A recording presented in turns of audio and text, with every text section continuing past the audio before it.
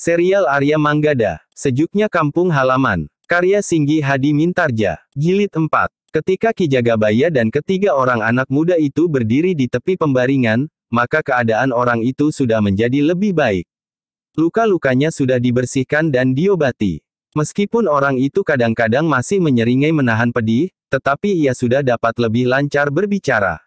Mereka mencari Sampurna, Manggada dan Laksana, berkata orang itu, ketika mereka tangkap, maka aku tidak dapat ingkar dan terpaksa mengatakan tentang kalian bertiga.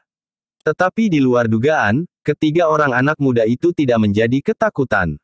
Bahkan Manggada bertanya dengan wajah yang tegang oleh kemarahan yang bergejolak di dadanya, apakah kira-kira mereka masih di tempat mereka menangkapmu? Petik 2. Apa yang akan kau lakukan? Bertanya orang itu. Daripada mereka mencari kami, biarlah kami bertiga mencari mereka, jawab Manggada. Orang-orang yang mendengar jawaban itu memang terkejut. Sementara itu Sampurna berkata pula, semakin cepat, semakin baik. Keadaan seperti ini tidak boleh terjadi berlarut-larut. Namun seorang di antara mereka yang ada di ruangan itu berkata, tetapi ingat anak-anak muda. Mereka adalah kaki tangan Wira Sabet dan Sura Gentong. Kami tidak peduli. Siapapun yang telah memperlakukan keluarga padukuhan kami dengan kasar dan apalagi melukainya, maka mereka harus dibalas. Tetapi tidak terhadap Wira Sabet dan Sura Gentong, berkata orang yang lain. Namun jawab Ki Jagabaya juga mengejutkan, biarlah hal itu mereka lakukan. Aku justru sependapat. Apalagi aku sebagai Jagabaya di sini bertanggung jawab atas keselamatan dan keamanan padukuhan ini. Orang-orang itu menjadi heran. Selama ini mereka tidak pernah mendengar seseorang yang berani menentang Wira Sabet dan Sura Gentong. Mereka menjadi keheranan dan terkejut melihat pada hari-hari terakhir tiga orang anak muda yang berkuda berkeliling padukuhan. Dan kini bahkan mereka akan langsung menemui ketiga orang pengikut Wira Sabet dan Sura Gentong. Seorang yang terhitung tua berkata, Angger, kita jangan kehilangan akal. Pikirkan keputusan Angger untuk mencari orang-orang itu sekali lagi. Ki Jagabaya yang terpancang pada tugasnya itu kurang memperhatikan perkembangan Wira Sabet dan Sura Gentong. Ia bukan Wira Sabet dan Sura Gentong yang ketakutan, dan melarikan diri melihat orang-orang padukuhan ini datang dengan senjata seadanya. Tetapi ia sekarang adalah murid sebuah perguruan dan sudah memiliki ilmu yang tinggi. Apalagi ia datang bersama beberapa orang seperguruannya dan bahkan telah bekerja bersama dengan Ki Sapa Aruh. Tetapi jawab Ki Jagabaya, siapa yang mengatakan bahwa Wira Sabet dan Sura Gentong berilmu tinggi? Mereka sendirilah yang mengatakan kepada orang yang sempat ditemuinya untuk menakuti orang-orang padukuhan ini. Orang-orang yang ada di rumah itu menjadi semakin bingung.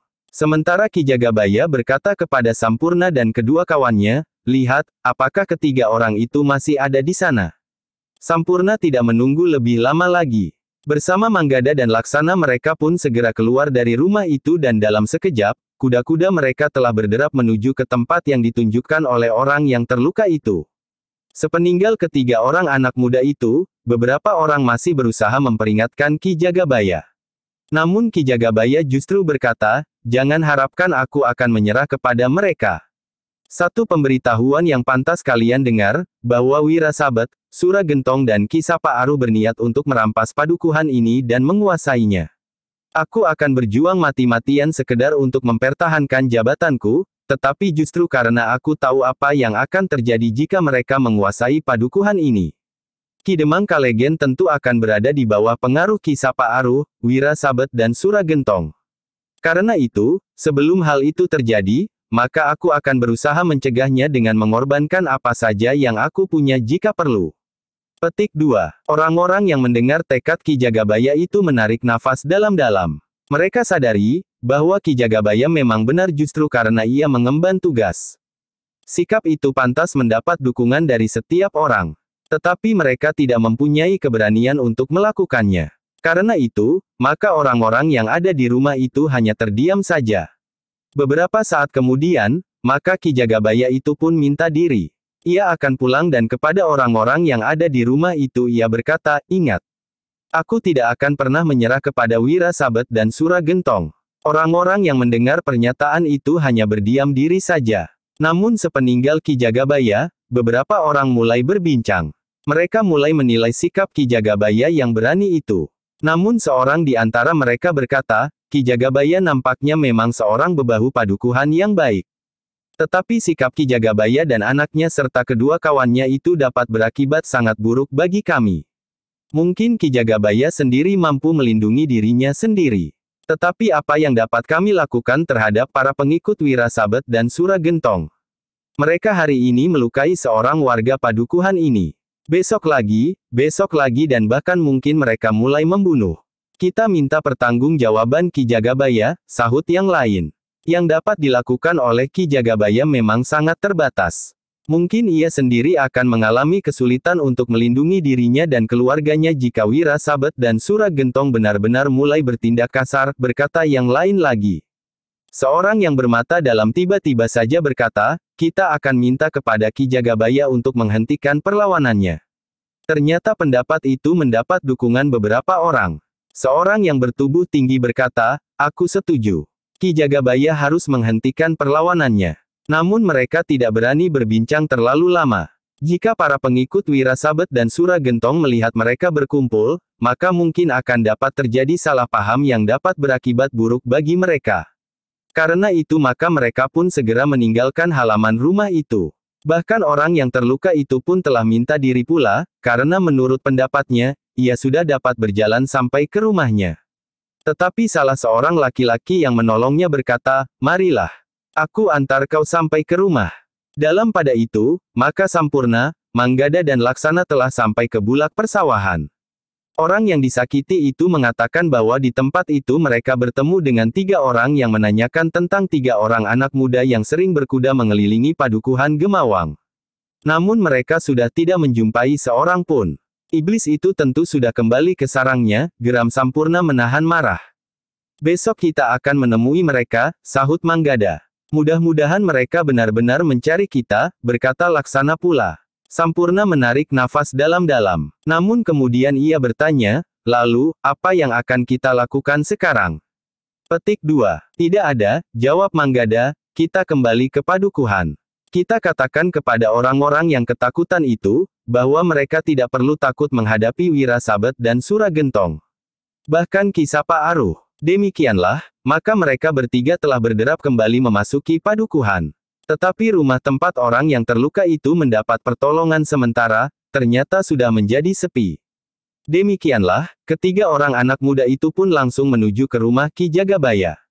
Tetapi ketiga anak muda itu terkejut ketika mereka melihat 2 orang yang sedang berbincang dengan Ki Jagabaya di serambi.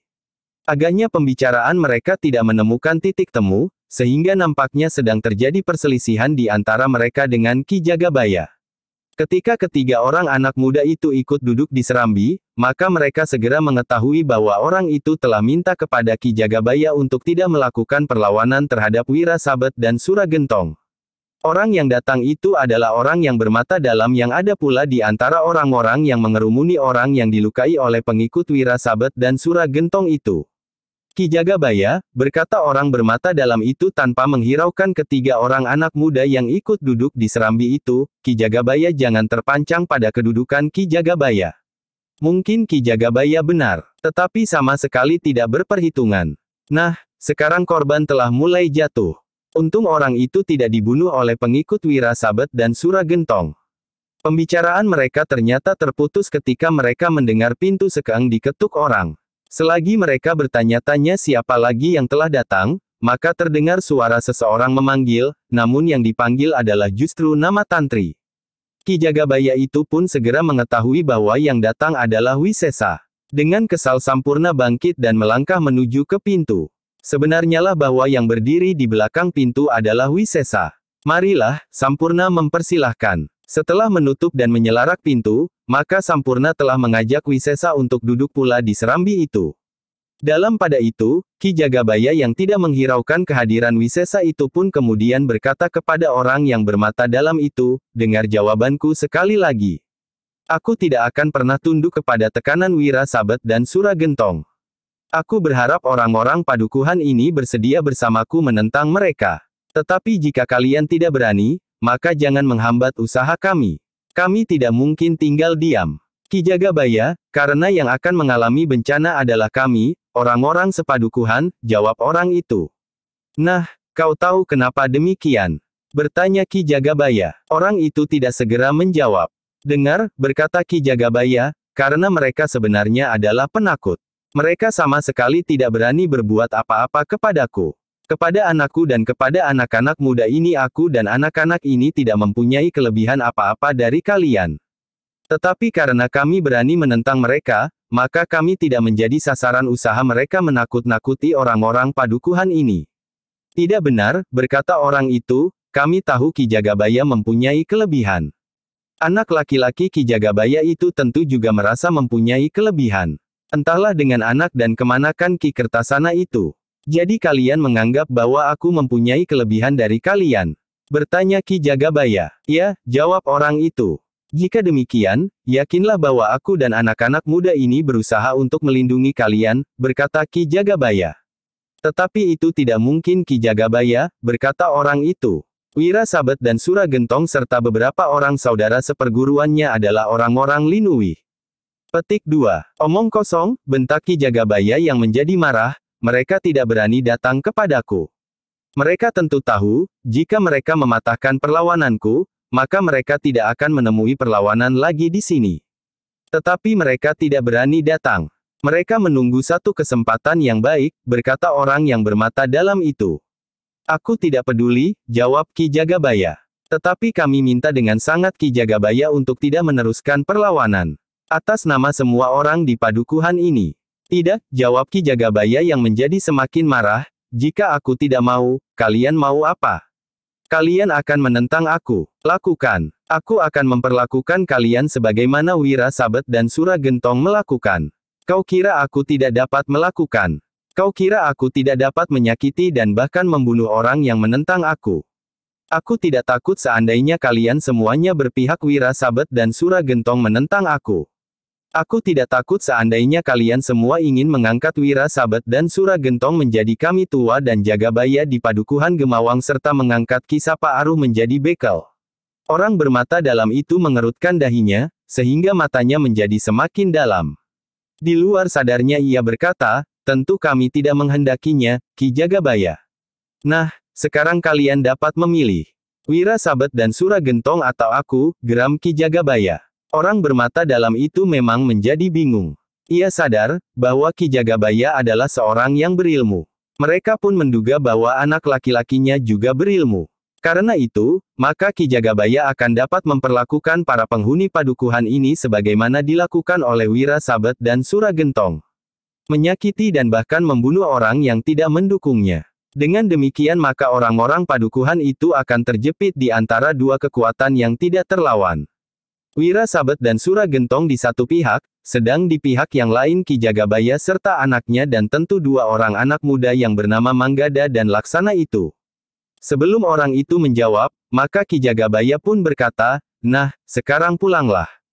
Katakan kepada orang-orang Gemawang yang sependapat dengan kau berdua. Katakan, bahwa aku tidak akan pernah mundur.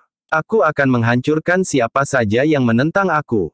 Aku yakin, bahwa aku memiliki kekuatan yang tidak kalah dengan Wira Sabet dan Sura Gentong. Kedua orang itu tidak berani menjawab lagi. Mereka tahu bahwa Ki Jagabaya benar-benar sudah menjadi marah. Namun tiba-tiba di luar dugaan mereka, maka Wisesa pun berkata seperti orang mengigau saja, aku sependapat dengan orang-orang itu.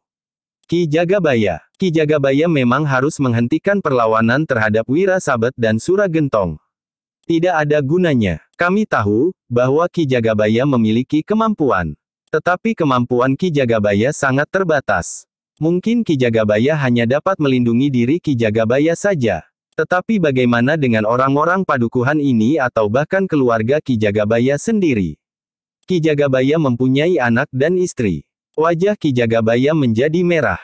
Tetapi Ki Jagabaya masih menanam kemarahannya. Dengan suara yang bergetar, Ki Jagabaya itu pun bertanya, jadi, kau setuju jika Sura Gentong mengambil Tantri untuk menjadi istrinya? Petik 2. Tidak. Tentu tidak, jawab Wisesa terbata-bata.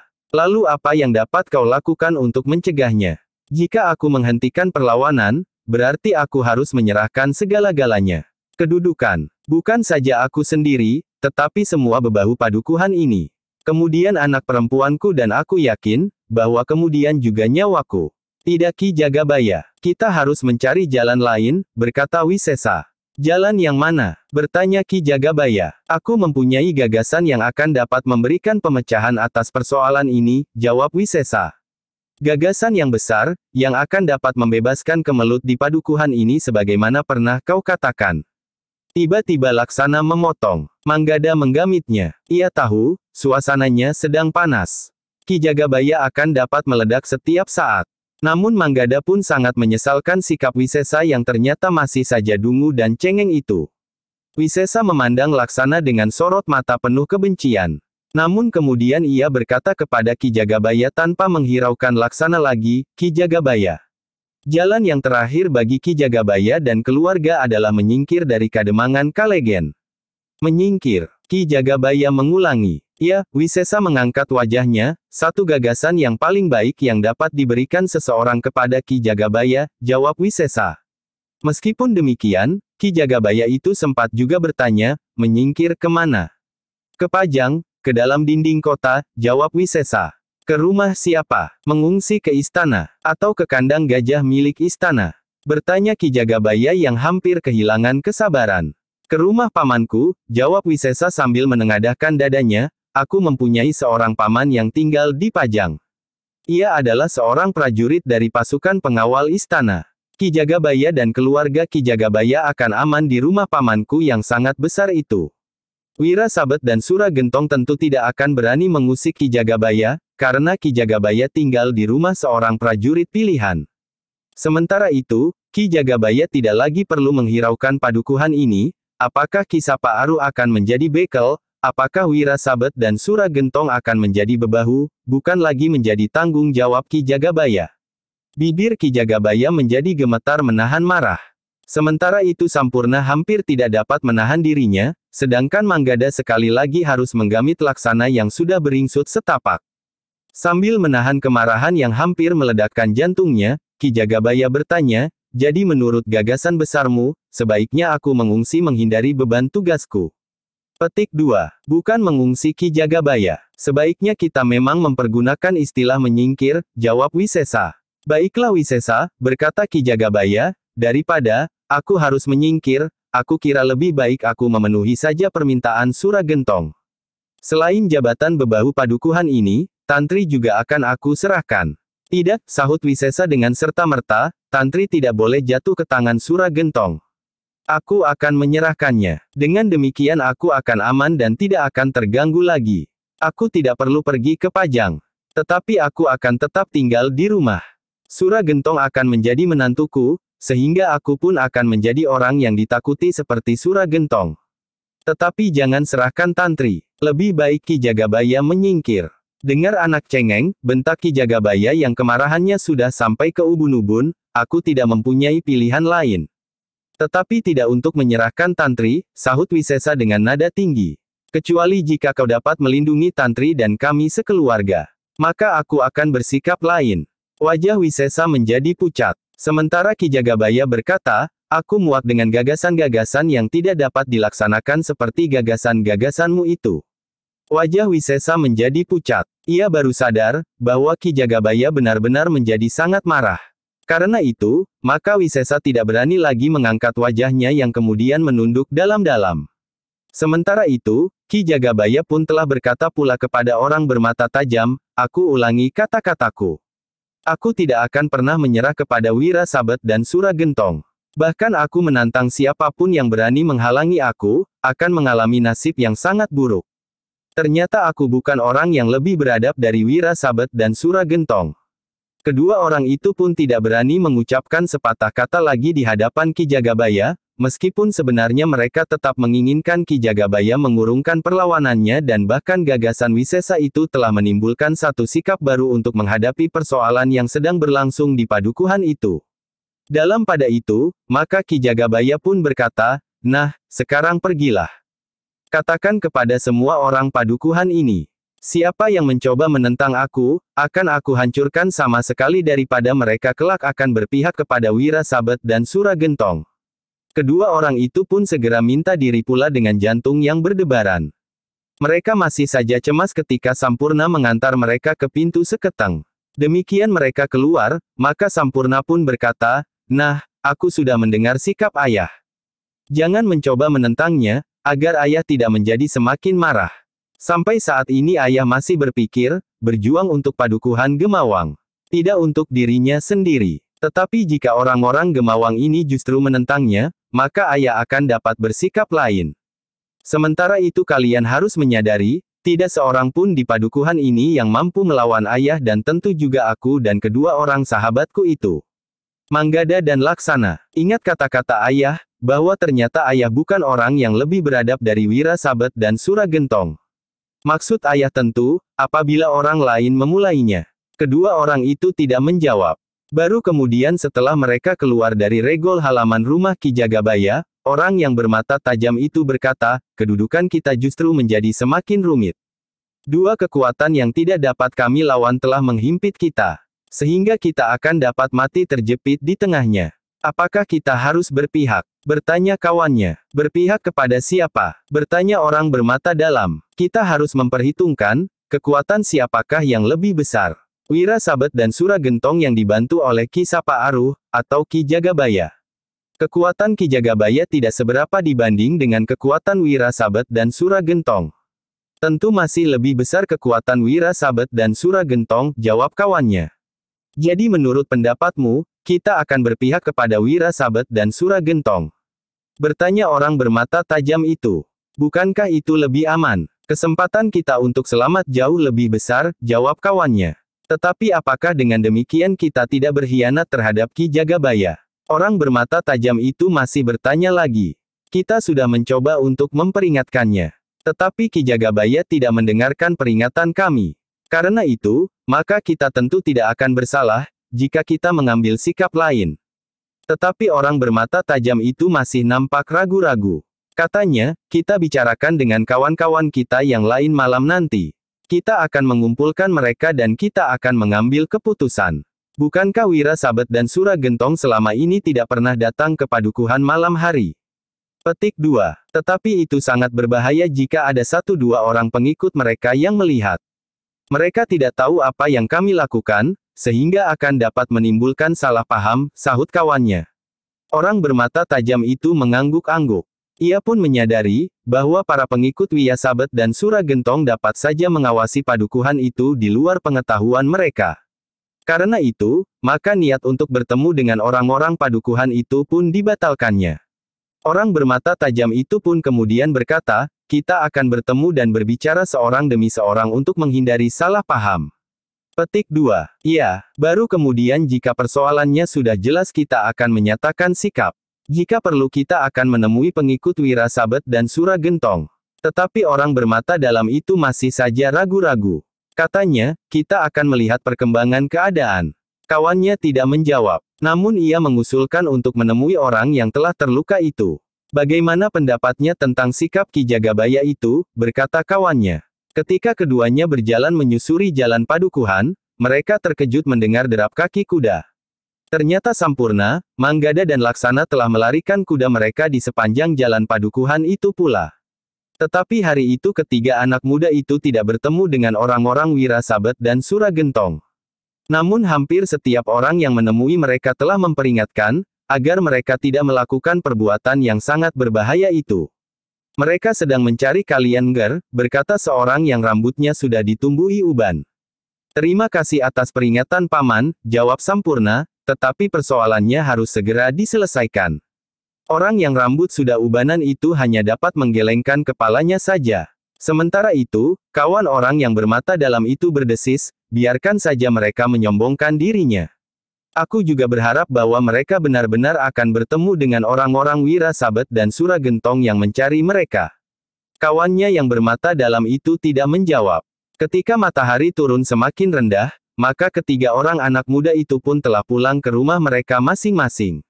Namun mereka telah berjanji, di keesokan harinya mereka akan mencari para pengikut Wira Sabet dan Suragentong. Pada itu, lepas senja, setelah makan malam, Ki Jagabaya masih berbincang dengan istri dan anak-anaknya. Ki Jagabaya ternyata sangat menyesali sikap orang-orang padukuhan Gemawang. Mereka justru minta agar Ki Jagabaya menghentikan perlawanannya terhadap Wira Sabet dan Suragentong. Orang-orang itu benar-benar telah menjadi ketakutan, berkata Sampurna. Iya, mereka kehilangan akal. Sementara itu, Wisesa masih saja gila dengan gagasan-gagasannya, desis Ki Jagabaya. Hampir saja aku memukul mulutnya, gumam Sampurna. Pemimpin yang hidupnya tidak berjejak di atas tanah, berkata Ki Jagabaya. Tetapi ia tidak rela jika Tantri diserahkan kepada Suragentong, berkata Sampurna sambil memandang Tantri. Apa? Bertanya Tantri dengan suara melengking. Tidak, jawab Sampurna. Apa yang kau katakan tadi? Desak Tantri yang bergeser mendekati kakaknya. Tidak, aku tidak berkata apa-apa, Sampurna bergeser menjauh sambil tersenyum. Kau mentertawakan aku, ya Tantri mulai menggapai. Sampurna, tetapi Sampurna bergeser semakin jauh, tidak. Aku tidak bermaksud mentertawakanmu. Aku justru mentertawakan Wisesa. Kau kira aku tidak berani memilin leher anak itu? Sejak kecil ia tidak berani melawan aku, berkata Tantri. Tetapi ia rajin berkunjung kemari, sahut Sampurna. Tantri tiba-tiba bangkit. Tetapi Sampurna meloncat menjauh sambil berkata, sudahlah, Tantri. Aku menyerah. Tidak, aku belum membalas, sahut Tantri. Sudahlah, potong Ki Jagabaya, aku benar-benar sedang prihatin. Tetapi ayah harus menghukumnya. Ia yang mula-mula mengganggu aku, sahut Tantri. Duduklah yang baik, berkata Ki Jagabaya. Keduanya pun segera duduk kembali. Sementara Ki Jagabaya berkata, apa yang dapat kita lakukan jika orang-orang padukuhan ini justru menentang kita? Petik 2. Ayah, berkata Sampurna kemudian bersungguh-sungguh, besok, aku, Manggada dan Laksana akan mencari orang-orang Wira Sabet itu. Kami tidak akan berdiam diri justru mereka mencari kami. Lalu, apa yang akan kalian lakukan? Bertanya Ki Jagabaya. Sampurna termangu-mangu sejenak. Namun kemudian katanya, bukankah mereka juga mencari kami? Petik 2. Ki Jagabaya mengangguk-angguk. Katanya, baiklah. Kita menunggu perkembangan keadaan. Dalam pada itu, di rumahnya Manggada dan Laksana juga menceritakan apa yang sudah terjadi. Mereka juga menyesali sikap orang-orang padukuhan Gemawang yang ketakutan, sehingga mereka kehilangan pertimbangan penalaran yang bening. Jika keadaan berlarut-larut, maka orang-orang padukuhan ini akan benar-benar kehilangan diri mereka, desis Ki Citrabawa. Seperti Sampurna, maka Manggada dan Laksana juga menyatakan, bahwa mereka bukan saja dicari oleh para pengikut Wira Sabet dan Suragentong. Tetapi merekalah yang besok akan mencarinya. Demikianlah, kegelisahan dan ketegangan yang semakin memanas telah mewarnai padukuhan Gemawang. Beberapa orang sempat saling mengunjungi untuk membicarakan sikap Ki Jagabaya. Pada umumnya orang-orang Gemawang menganggap Ki Jagabaya itu seorang yang keras kepala, sehingga tidak mau melihat kenyataan yang dihadapinya. Bahkan ada yang menganggap bahwa Ki Jagabaya sekedar berjuang untuk mempertahankan kedudukannya. Ia sampai hati telah mengorbankan penghuni padukuhan ini, berkata seorang di antara mereka yang ketakutan. Namun ketika matahari kemudian terbit di keesokan harinya, orang-orang padukuhan Gemawang telah mendengar derap kaki kuda berlari-lari di jalan-jalan padukuhan. 3 orang anak muda telah berkeliaran di atas punggung kuda mereka tanpa mengenal takut sama sekali. Tetapi sikap orang-orang padukuhan itu ternyata telah berubah. Mereka tidak lagi berniat untuk memperingatkan ketiga orang anak muda itu. Bahkan orang-orang Gemawang berharap bahwa ketiga anak muda itu segera menjadi jera, setelah orang-orang Wira Sabet dan Suragentong menemukan mereka. Orang yang telah dipukuli oleh pengikut Wira Sabet dan Suragentong itu berkata kepada seorang tetangganya yang datang mengunjunginya. Ketiga orang itu tentu akan segera menemukan mereka setelah orang-orang Wira Sabet dan Suragentong itu mengetahui siapa mereka itu. Jika ketiga orang anak muda itu sudah mengalami seperti yang aku alami, barulah mereka akan menjadi jera dan tidak akan menyombongkan dirinya lagi. Tetangganya mengangguk-angguk sambil bergumam, apakah karena ayahnya seorang Jagabaya, maka anak itu menjadi demikian sombongnya. Anak itu salah menilai kekuatan ayahnya sekarang ini, desis orang yang terluka itu. Namun dalam pada itu, Sampurna, Manggada dan Laksana masih saja menelusuri jalan-jalan padukuhan Gemawang tanpa mengenal takut sama sekali. Namun dalam pada itu, ternyata beberapa orang yang pergi ke sawah telah kembali lagi ke padukuhan. Mereka telah melihat 3 orang pengikut Wira Sabet dan Suragentong menuju ke padukuhan. Seorang di antara mereka berjalan bergegas sambil berkata, selagi masih ada kesempatan, aku ingin memperingatkan anak-anak muda yang berkeliaran di atas punggung kuda itu. Tetapi kawannya berkata, untuk apa kita bersusah payah melakukannya? Kita biarkan saja mereka menjadi jera. Tidak kurang dan antara kita yang sudah memperingatkan mereka. Tetapi dengan sombong mereka menolaknya. Bahkan mereka juga sudah tahu bahwa 3 orang pengikut Wira Sabet dan Sura Gentong mencari mereka. Tetapi mereka dengan sombong pala justru mencari ketiga orang pengikut Wira Sabet dan Sura Gentong itu. Bukankah itu sudah berlebihan? Seorang yang lain justru berkata, aku ingin melihat ketiga orang anak muda yang sombong itu dipukuli babak belur oleh pengikutnya Wira Sabet dan Sura Gentong sebagaimana seorang dari antara kita kemarin. Bagaimana jika mereka bertiga dibunuh oleh para pengikut Wira Sabet dan Sura Gentong? Bertanya orang yang pertama. Kawan-kawan itu terdiam. Nampaknya mereka memang berpikir sambil melangkah cepat-cepat pulang. Tiba-tiba seorang dari antara mereka berkata, tidak. Mereka tidak akan dibunuh. Tetapi mereka akan dibuat jera dan bahkan kuda mereka akan dirampas. Itu saja. Yang lain mengangguk-angguk. Sementara itu, mereka telah memasuki padukuhan Gemawang. Berlari-lari kecil mereka berjalan di jalan padukuhan menuju ke rumah mereka masing-masing. Namun seorang di antara mereka masih berkata, aku ingin melihat anak-anak sombong itu dipukuli.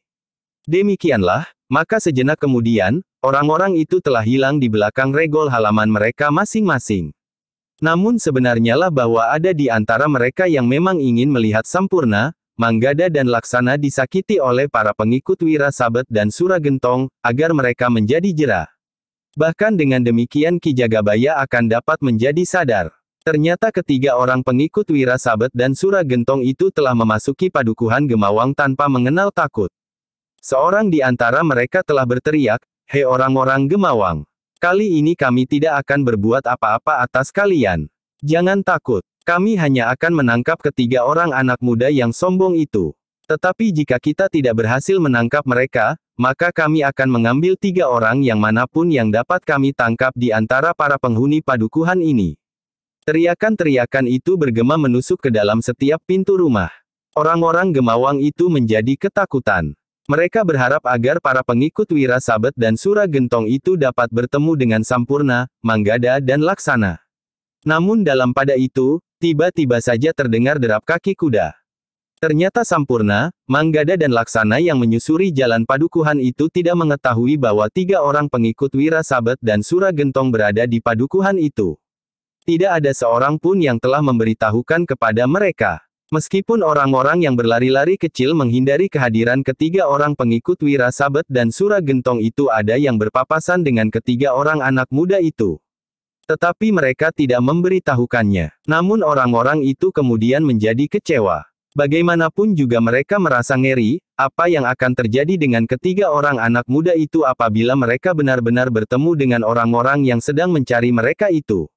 Demikian pula orang-orang yang berada di sebelah menyebelah jalan padukuhan. Baru saja mereka mendengar teriakan orang-orang yang mereka takuti itu, tiba-tiba mereka pun mendengar derap kaki kuda. Apa yang akan terjadi dengan anak-anak muda itu? Bertanya orang-orang itu di dalam hati mereka. Dalam pada itu, ketiga orang pengikut Wira Sabet dan Sura Gentong yang juga mendengar derap kaki kuda segera bersiap. Mereka merasa bahwa mereka akan segera dapat melakukan tugas mereka dengan baik. Kita akan menangkap mereka dan membawa mereka menghadap Ki Wira Sabet dan Ki Sura Gentong, berkata salah seorang dari ketiga orang itu. Jika mereka melawan, kita benar-benar akan mempergunakan kekerasan, desis yang lain. Mereka tidak berbicara lebih jauh. Mereka mulai melihat 3 orang anak muda di punggung kudanya mendekati mereka. Dengan serta-merta, maka ketiga orang itu pun segera berloncatan ke tengah jalan dan memberi isyarat ketiga orang penunggang kuda itu untuk berhenti.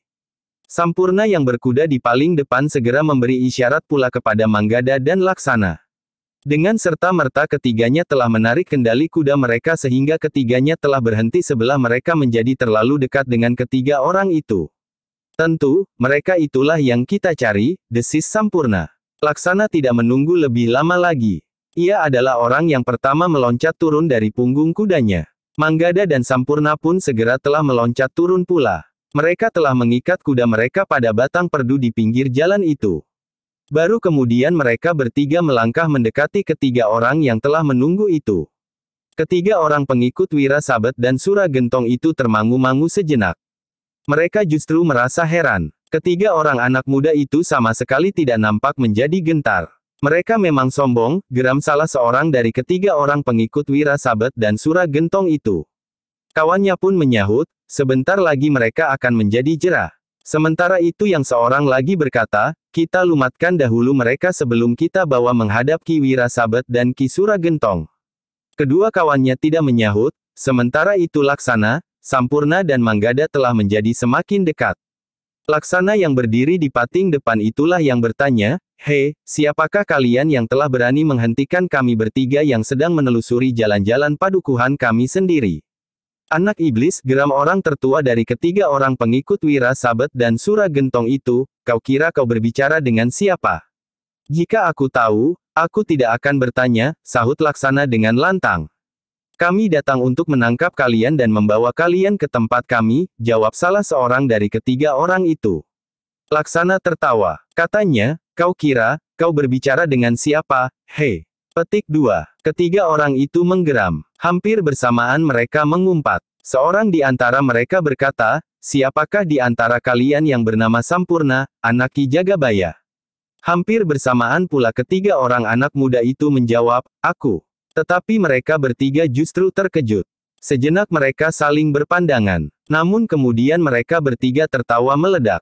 Wajah ketiga orang pengikut Wira Sabet dan Sura Gentong itu menjadi merah padam. Mereka sama sekali tidak mengira, bahwa mereka akan mendapat perlakuan yang demikian menyakitkan hati dari tiga orang anak-anak yang masih muda, sementara seisi padukuhan itu menjadi ketakutan melihat mereka bertiga datang. Dengan suara bergetar menahan kemarahan, seorang di antara mereka berteriak, cukup. Aku akan mengoyak mulut kalian. Tetapi Laksana justru menjawab, jangan terlalu garang Kisanak. Kalian tidak berarti apa-apa di sini. Jika Paman Wira Sabet dan Paman Sura Gentong melihat kehadiran kalian di daerah kuasanya, maka kalian akan segera dihancurkan sampai lumat. Kau memang gila, geram orang itu, aku adalah bagian dari kuasa Ki Wira Sabet dan Ki Sura Gentong. Nah, kenapa kau tidak mengatakan sejak semula? Jika kami tahu bahwa kalian adalah bagian dari kuasa Paman Wira Sabet dan Paman Sura Gentong, maka sampaikan salam kami kepada mereka. Khususnya kepada Paman Wira Sabet. Hari ini, kami akan mengambil Duet dan Manggis di halaman rumahnya seperti biasanya. Kemarahan ketiga orang itu telah membakar ubun-ubun mereka. Karena itu, seorang di antara mereka berteriak, dengar, kami akan membuat kalian menjadi lumat. Kami akan mematahkan tulang-tulang kalian dan kemudian menyeret kalian menghadap Ki Wira Sabet dan Ki Sura Gentong. Tetapi jawaban Laksana sangat menyakitkan hati, hei, kenapa kalian hanya datang bertiga? Kalian tahu bahwa kami bertiga. Seharusnya kalian datang sedikitnya bersembilan, karena takaran kemampuan kami adalah 3 orang di antara kalian. Orang-orang itu ternyata tidak tahan lagi mendengar ucapan Laksana itu. Karena itu, maka orang yang tertua di antara ketiga orang itu pun berteriak, selesaikan mereka dengan cara kita. Orang-orang yang tinggal di pinggir jalan itu menjadi berdebar-debar. Mereka mendengar bentakan-bentakan kasar. Tetapi mereka juga mendengar suara tertawa nyaring. Bahkan 1-2 kalimat dapat mereka dengar ketika kalimat-kalimat itu diucapkan dengan keras. Mereka mendengar ancaman-ancaman yang mengerikan. Sementara suara tertawa membuat mereka menjadi bingung. Anak-anak muda itu nampaknya sama sekali tidak menjadi ketakutan, berkata orang-orang di sebelah jalan itu kepada diri sendiri. Apalagi ketika kemudian mereka mendengar seseorang berkata keras-keras, jangan ganggu aku. Aku akan menyelesaikan ketiga orang itu seorang diri. Kecuali jika aku akan mati di tangan mereka.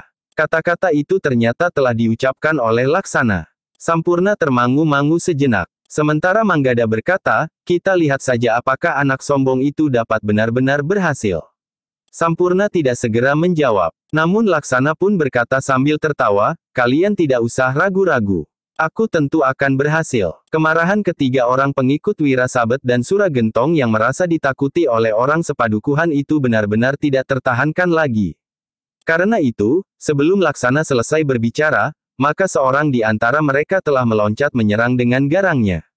Tetapi Laksana benar-benar tangkas. Ia masih menyelesaikan kalimatnya ketika ia meloncat mengelak. Bahkan ia berkata lebih lanjut, minggir. Aku akan menunjukkan satu permainan yang bagus bagi kalian.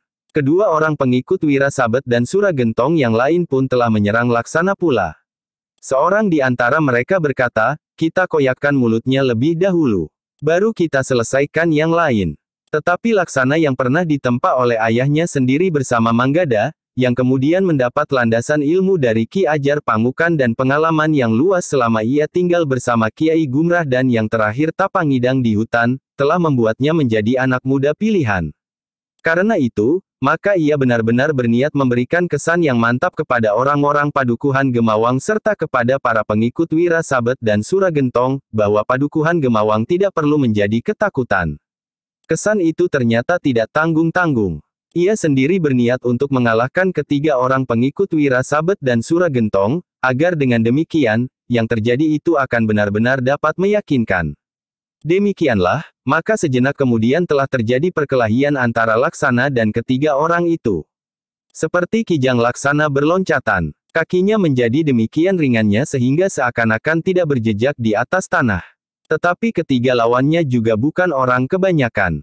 Mereka adalah orang-orang yang sudah berpengalaman melakukan kekerasan. Namun agaknya mereka tidak dilandasi oleh dasar-dasar ilmu yang mapan. Karena itu, maka mereka meskipun bertiga, tidak segera dapat mengatasi lawannya yang hanya seorang dan tidak lebih dari anak yang masih terlalu muda bagi mereka. Dalam pada itu, orang-orang yang tinggal di sebelah-menyebelah jalan itu benar-benar dicengkam oleh ketegangan. Seorang yang memiliki sedikit keberanian telah dengan sangat hati-hati mendekati pintu regol, dari sela-sela pintunya yang sedikit terbuka ia sempat melihat apa yang terjadi. Orang itu hampir tidak percaya kepada penglihatannya. Seorang dari ketiga orang anak muda yang sering berkuda menyusuri jalan-jalan padukuhan itu tengah bertempur melawan tiga orang yang tentu pengikut Wira Sabet dan Sura Gentong bukan karena kedua orang kawan anak muda itu menjadi ketakutan dan tidak berani membantunya. Tetapi kedua anak muda yang lain berdiri di pinggir jalan dengan gaya orang yang sedang menonton aduan ayam di kalangan. Apa yang sebenarnya terjadi? Bertanya orang itu kepada diri sendiri. Namun di luar sadarnya, maka orang itu justru tidak beranjak dari tempatnya. Ternyata tidak hanya seorang saja yang telah mengintip pertempuran itu.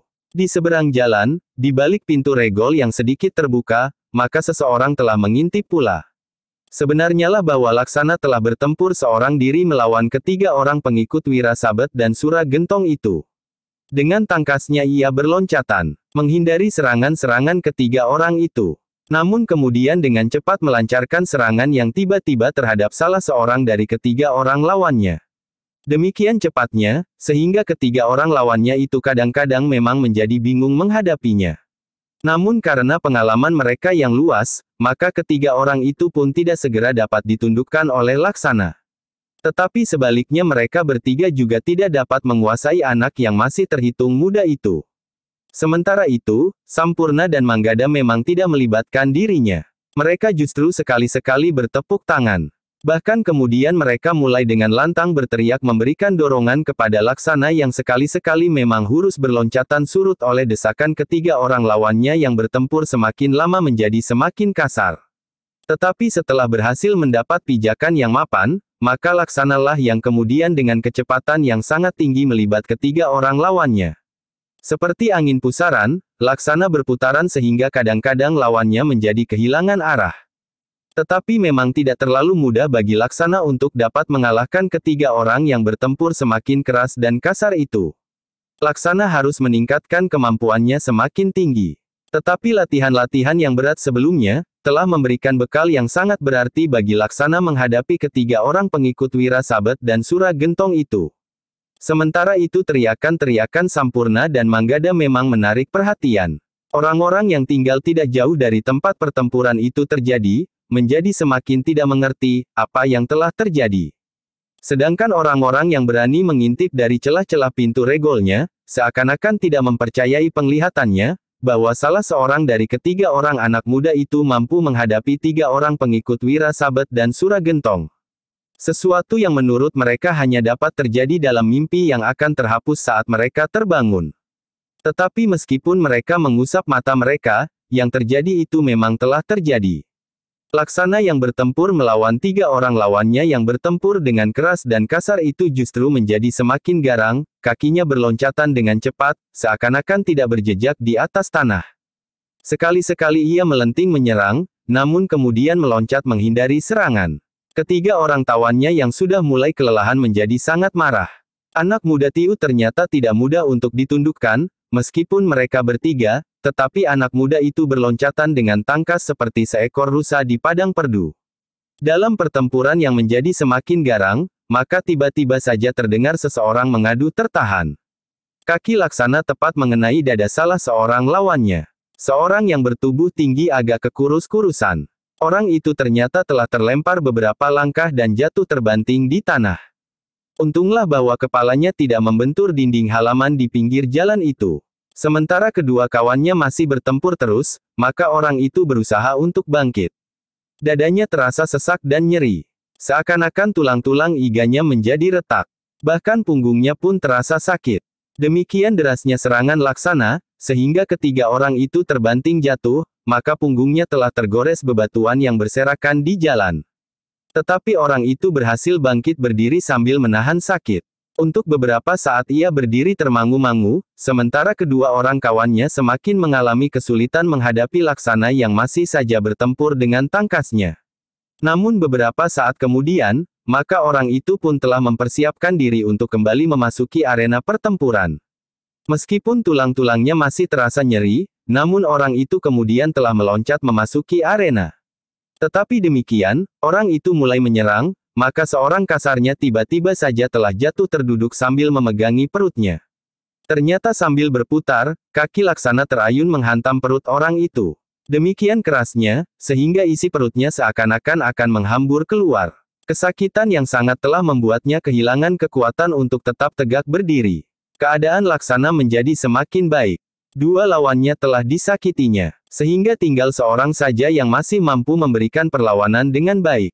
Dalam pada itu, Manggada pun segera memberi isyarat kepada Sampurna untuk berdiri berseberangan. Dengan demikian, maka keduanya telah menutup kemungkinan orang-orang itu melarikan diri.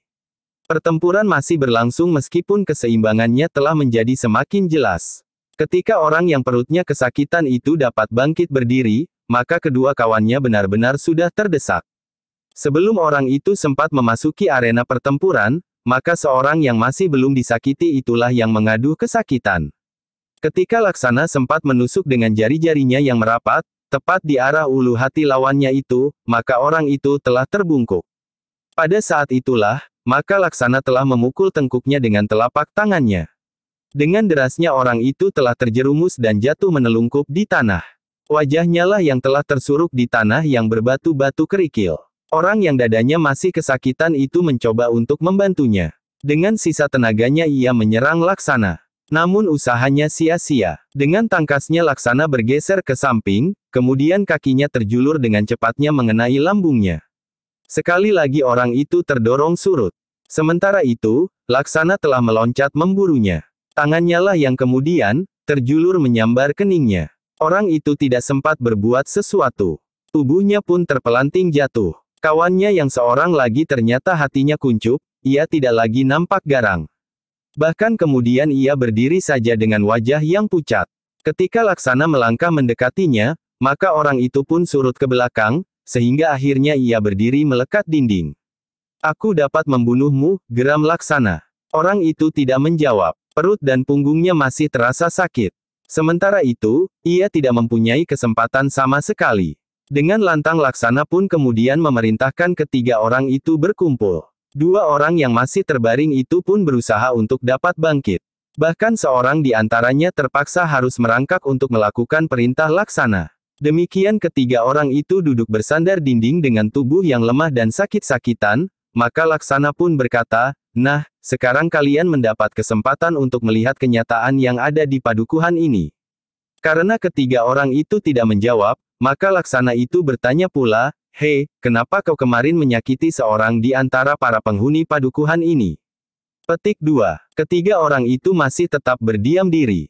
Sehingga Laksana itu pun kemudian membentak jawab, "Kenapa kau menyakiti salah seorang penghuni padukuhan ini?"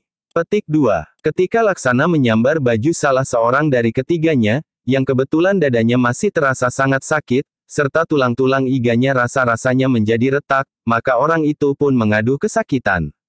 Tetapi Laksana justru mengguncangnya sambil membentak pula, "Hei, kenapa kau tidak menjawab?"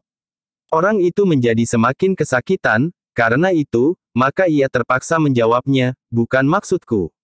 "Jadi, maksud siapa?" desak Laksana. "Aku mendapat perintah dari Ki Wirasabet dan Ki Suragentong untuk mengetahui anak-anak muda yang berkeliaran di atas punggung kuda.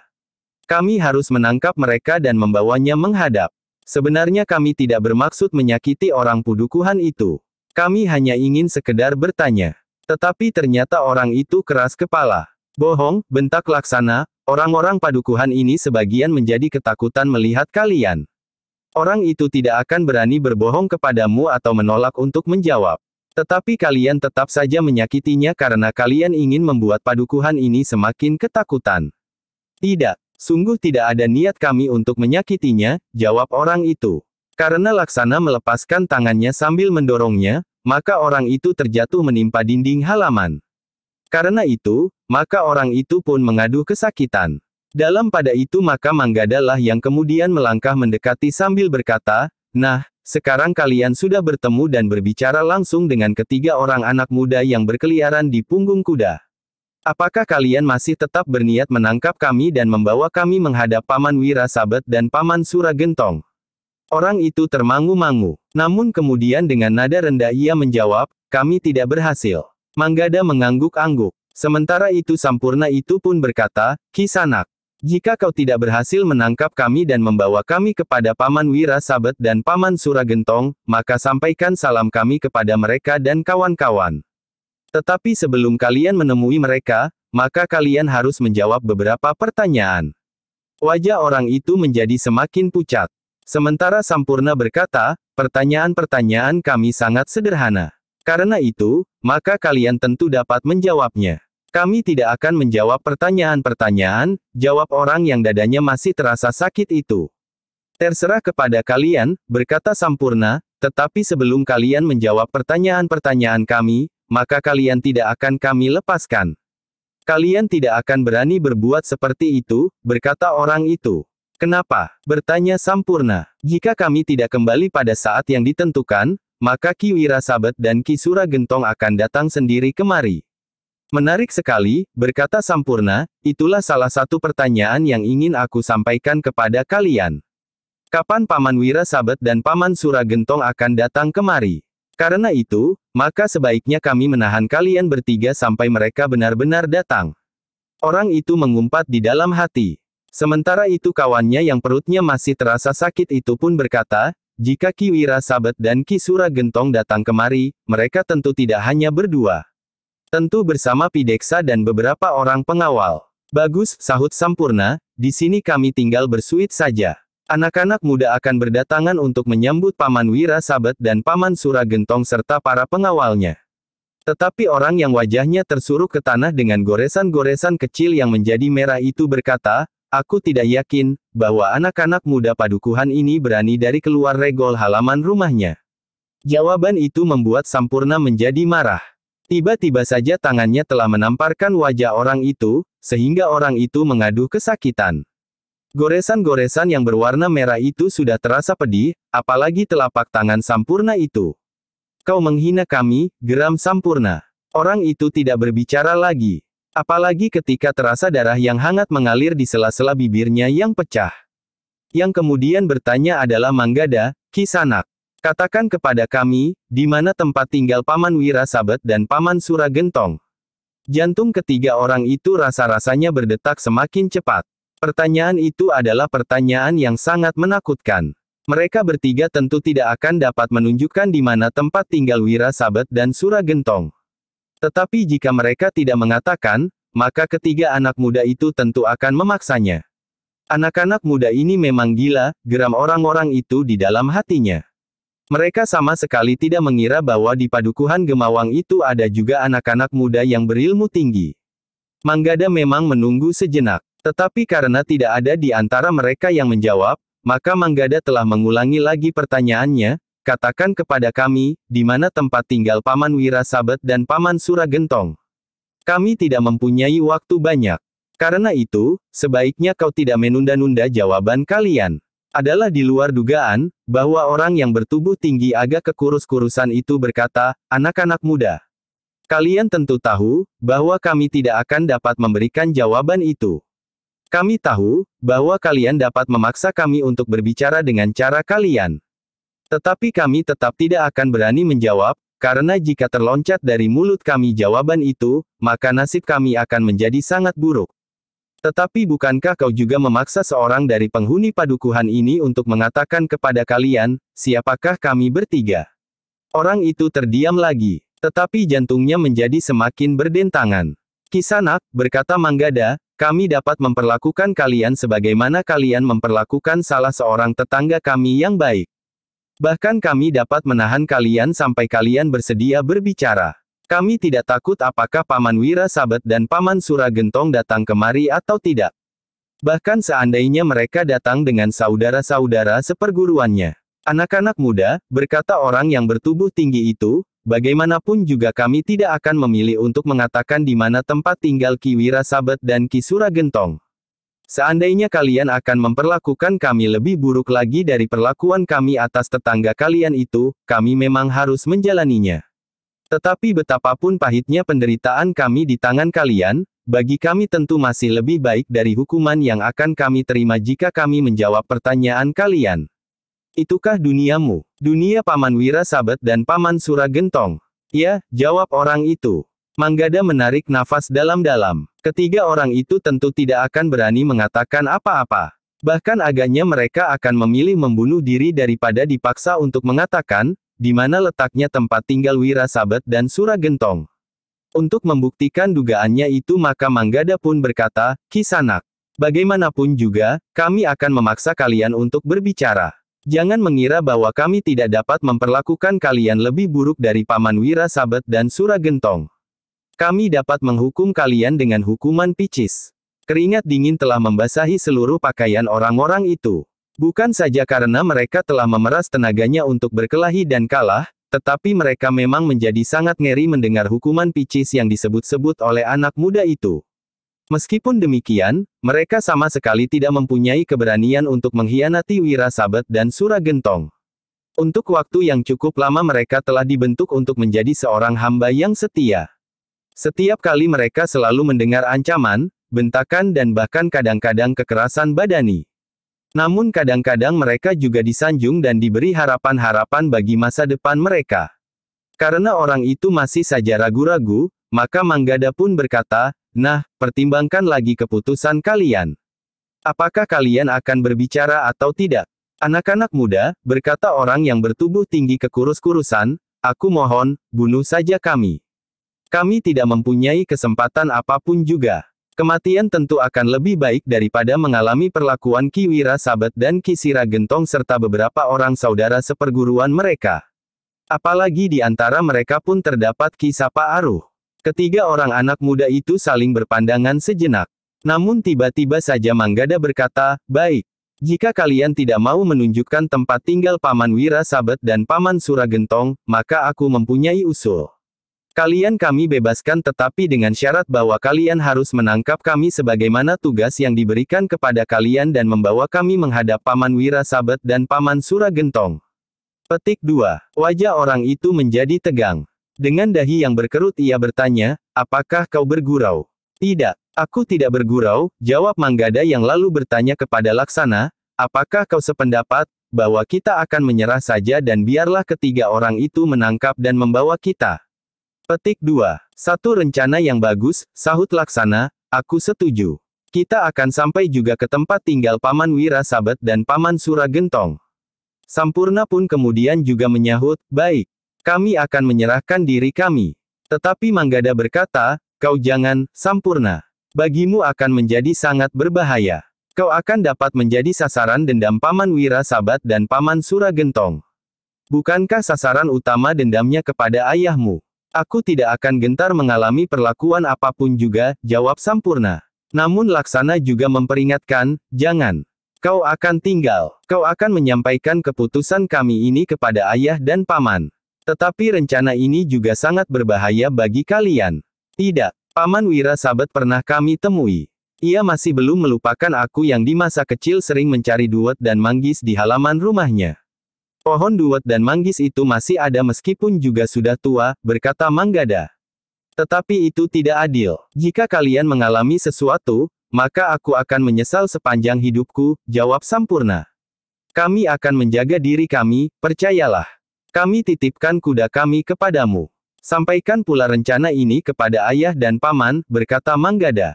Lalu katanya, dengan demikian, biarlah ayah dan paman membuat rencana berikutnya dengan Ki Jagabaya untuk mengatasinya. Sampurna masih saja ragu-ragu. Sementara itu Manggada berkata, jika kau ikut bersama kami, maka tidak ada seorang pun yang dapat menyampaikan rencana ini kepada Ki Jagabaya dan kepada ayah serta paman. Sampurna akhirnya dapat diyakinkannya, sehingga ia pun kemudian bersedia untuk tinggal. Namun ketiga orang pengikut Wira Sabet dan Sura Gentong itulah yang menjadi bingung. Karena itu, maka Manggada pun menjelaskan rencananya, nah, kalian dapat memilih. Tinggal di sini dengan hukuman picis, atau menangkap kami berdua dan membawa kami menghadap Paman Wira Sabet dan Sura Gentong. Agar kalian tidak mendapat hukuman, maka kalian harus mengatakan kepada mereka, bahwa kalian berhasil menangkap kami berdua. Tetapi Sampurna berhasil meloloskan dirinya. Nah, jelas. Ketiga orang itu masih saja bingung. Seorang di antara mereka berkata, kami tidak akan dapat melakukannya. Jika kalian jatuh ke tangan Ki Wira Sabet dan Ki Sura Gentong, maka nasib kalian akan menjadi sangat buruk. Kalian akan mengalami perlakuan yang tidak kalian bayangkan sebelumnya. Memang mungkin. Tetapi ini satu-satunya cara bagi kami untuk mengetahui tempat tinggal Paman Wira Sabet dan Paman Sura Gentong. Selebihnya, kami akan dapat mengalami beberapa hal tentang isi tempat tinggal mereka. Tetapi orang itu menggeleng. Katanya, jangan lakukan itu. Sikap orang-orang itu memang menarik perhatian. Manggada dan Laksana bahkan percaya, bahwa ketika orang itu tidak akan mencelakakan mereka dengan sengaja. Tetapi ketiga orang itu benar-benar menjadi bingung. Semula mereka menyangka bahwa anak-anak muda itu sekedar bergurau untuk mengganggu mereka yang telah gagal menjalankan tugas. Namun ternyata anak-anak muda itu bersungguh-sungguh. Sementara itu Manggada pun berkata, Ki Sanak, dengarkan, kami telah mengampuni kesalahan kalian. Seharusnya kami dapat memperlakukan kalian apa saja sekehendak kami. Kami sama sekali tidak takut atas pembalasan Paman Wira Sabet dan Sura Gentong. Tetapi kami tidak melakukannya. Karena itu, terserah tanggapan kalian atas tingkah laku kami. Sementara itu, kami minta kalian menangkap kami. Membawa kami berdua sebagaimana tugas yang dibebankan kepada kalian. Kalian tidak usah segan. Perlakukan kami sebagaimana kalian memperlakukan orang-orang tangkapan. Petik 2. Ketiga orang itu saling berpandangan sejenak. Sementara itu Manggada telah menarik Sampurna menjauh dan memberikan beberapa pesan kepadanya. Sampurna mengangguk-angguk, katanya hampir berbisik, baiklah. Aku akan mengusahakannya. Demikianlah, Manggada dan Laksana telah memaksa ketiga orang itu untuk membawanya. Dengan nada keras Manggada berkata, kesempatan ini adalah kesempatan terbaik bagi kalian. Apapun yang terjadi atas diri kami, kalian tidak usah menghiraukannya. Sementara itu, Paman Wira Sabet dan Paman Sura Gentong tidak akan menghukum kalian. Karena kalian tidak gagal sepenuhnya. 2 dari 3 orang telah dapat kalian tangkap. Tetapi kami tidak akan dapat menyaksikan perlakuan Ki Wira Sabet dan Ki Sura Gepong atas kalian. Itu tergantung kepada sikap kalian. Jika kalian tidak mengatakan apa yang sebenarnya terjadi, maka nasib kami tidak akan terlalu buruk. Sementara keinginan kami untuk mengetahui tempat tinggal mereka dapat terlaksana. Ketiga orang itu benar-benar sulit untuk mengerti, apa sebenarnya yang dikehendaki oleh anak-anak muda. Keinginan yang bagi mereka tidak masuk akal. Rencana itu akan dapat membahayakan jiwa mereka. Karena itu salah seorang dari ketiga orang itu berkata, anak muda. Kalian telah berbuat di luar dugaan kami. Kalian tidak memaksa kami berbicara dengan cara yang kasar. Bahkan kalian akan membebaskan kami. Dengan demikian, apakah kami akan sampai hati melihat kalian mengalami kesulitan di sarang kami? Anak-anak muda, kami peringatkan, bahwa Ki Sura Gentong sering menghukum seseorang dengan cara di luar batas ketahanan badani seseorang. Sehingga akibatnya menjadi sangat parah. Mati tidak tetapi hidup pun tidak. Manggada mengerutkan dahinya. Ia masih teringat ancaman Sura Gentong yang diucapkan di halaman rumah Wira Sabet. Namun Manggada masih berharap bahwa berdua dengan Laksana, ia akan dapat mengatasi kesulitan itu. Karena itu, maka ia menjawab, Kisanak, nasibku akan berbeda jika seandainya aku tertangkap saat aku menyusup memasuki sarang itu. Tetapi sekarang aku tertangkap di padukuhanku sendiri, sehingga kesalahanku tentu dianggap tidak seberat jika aku datang ke tempat tinggal mereka. Ketiga orang itu tidak mempunyai pilihan lain. Jika mereka menolak, maka anak-anak muda itu tidak akan melepaskan mereka dan bahkan mungkin mereka pun akan mendapat perlakuan buruk di padukuhan itu. Tetapi untuk membawa kedua orang anak muda itu, maka rasa-rasanya sangat berat bagi perasaannya. Bahkan ketiga orang itu sempat juga bertanya kepada diri mereka sendiri, apakah aku masih mempunyai perasaan? Namun sikap kedua orang anak muda itu agaknya telah mengguncang jantungnya, dan mengorek endapan perasaannya yang masih tersisa. Dengan demikian, maka ketiga orang itu pun terpaksa melakukan permintaan kedua orang anak muda itu. Bertiga mereka menggiring keduanya keluar padukuhan Gemawang. Memang agak aneh, bahwa orang-orang yang menangkap kedua orang anak muda itu keadaannya jauh lebih buruk dari kedua orang tangkapannya. Namun Manggada dan Laksana berkata kepada mereka bertiga, jangan cemas. Kami pandai berpura-pura. Di sarang Paman Wira Sabet dan Paman Suragentong, aku akan berpura-pura kesakitan di bagian dalam tubuhku lebih parah dari kalian. Ketiga orang itu tidak menjawab. Tetapi kegelisahan telah mencengkam jantung mereka. Betapapun ganas dan garangnya mereka, namun ternyata sia-sia nuraninya masih juga sempat berbicara. Dalam pada itu, sepeninggal Manggada dan Laksana yang telah dibawa oleh ketiga orang pengikut Wira Sabet dan Suragentong itu, maka Sampurna pun segera memenuhi pesan Manggada. Cepat-cepat ia pergi ke rumah Ki Kertasana untuk memberitahukan keputusan yang telah diambil oleh Manggada dan Laksana. Ki Kertasana dan Ki Citrabawa memang terkejut. Dengan wajah tegang Ki Kertasana itu pun berdesis, satu petualangan yang tidak berperhitungan. Ketiga orang pengikut Wira Sabet dan Suragentong itu justru telah memperingatkan mereka, berkata Sampurna, tetapi Manggada dan Laksana tetap pada keinginannya. Sebenarnya aku juga menyatakan ingin menyertai mereka, tetapi mereka menolak, karena dengan demikian tidak seorang pun yang dapat memberitahukan rencana ini kepada Paman. Ki Kertasana dan Ki Citrabawa memang menjadi tegang. Namun Ki Pandilah yang bertanya, apakah ada pesan yang lain yang harus Angger sampaikan? Ya, jawab Sampurna, Manggada dan Laksana akan berusaha meninggalkan jejak di sepanjang perjalanan mereka. Ki Pandi itu pun mengangguk-angguk. Kemudian katanya, terima kasih Ngger. Mudah-mudahan cara yang dipilihnya tidak berakibat sangat buruk bagi mereka. Namun Ki Pandi itu pun kemudian berkata kepada Ki Kertasana dan Ki Citrabawa, aku minta diri.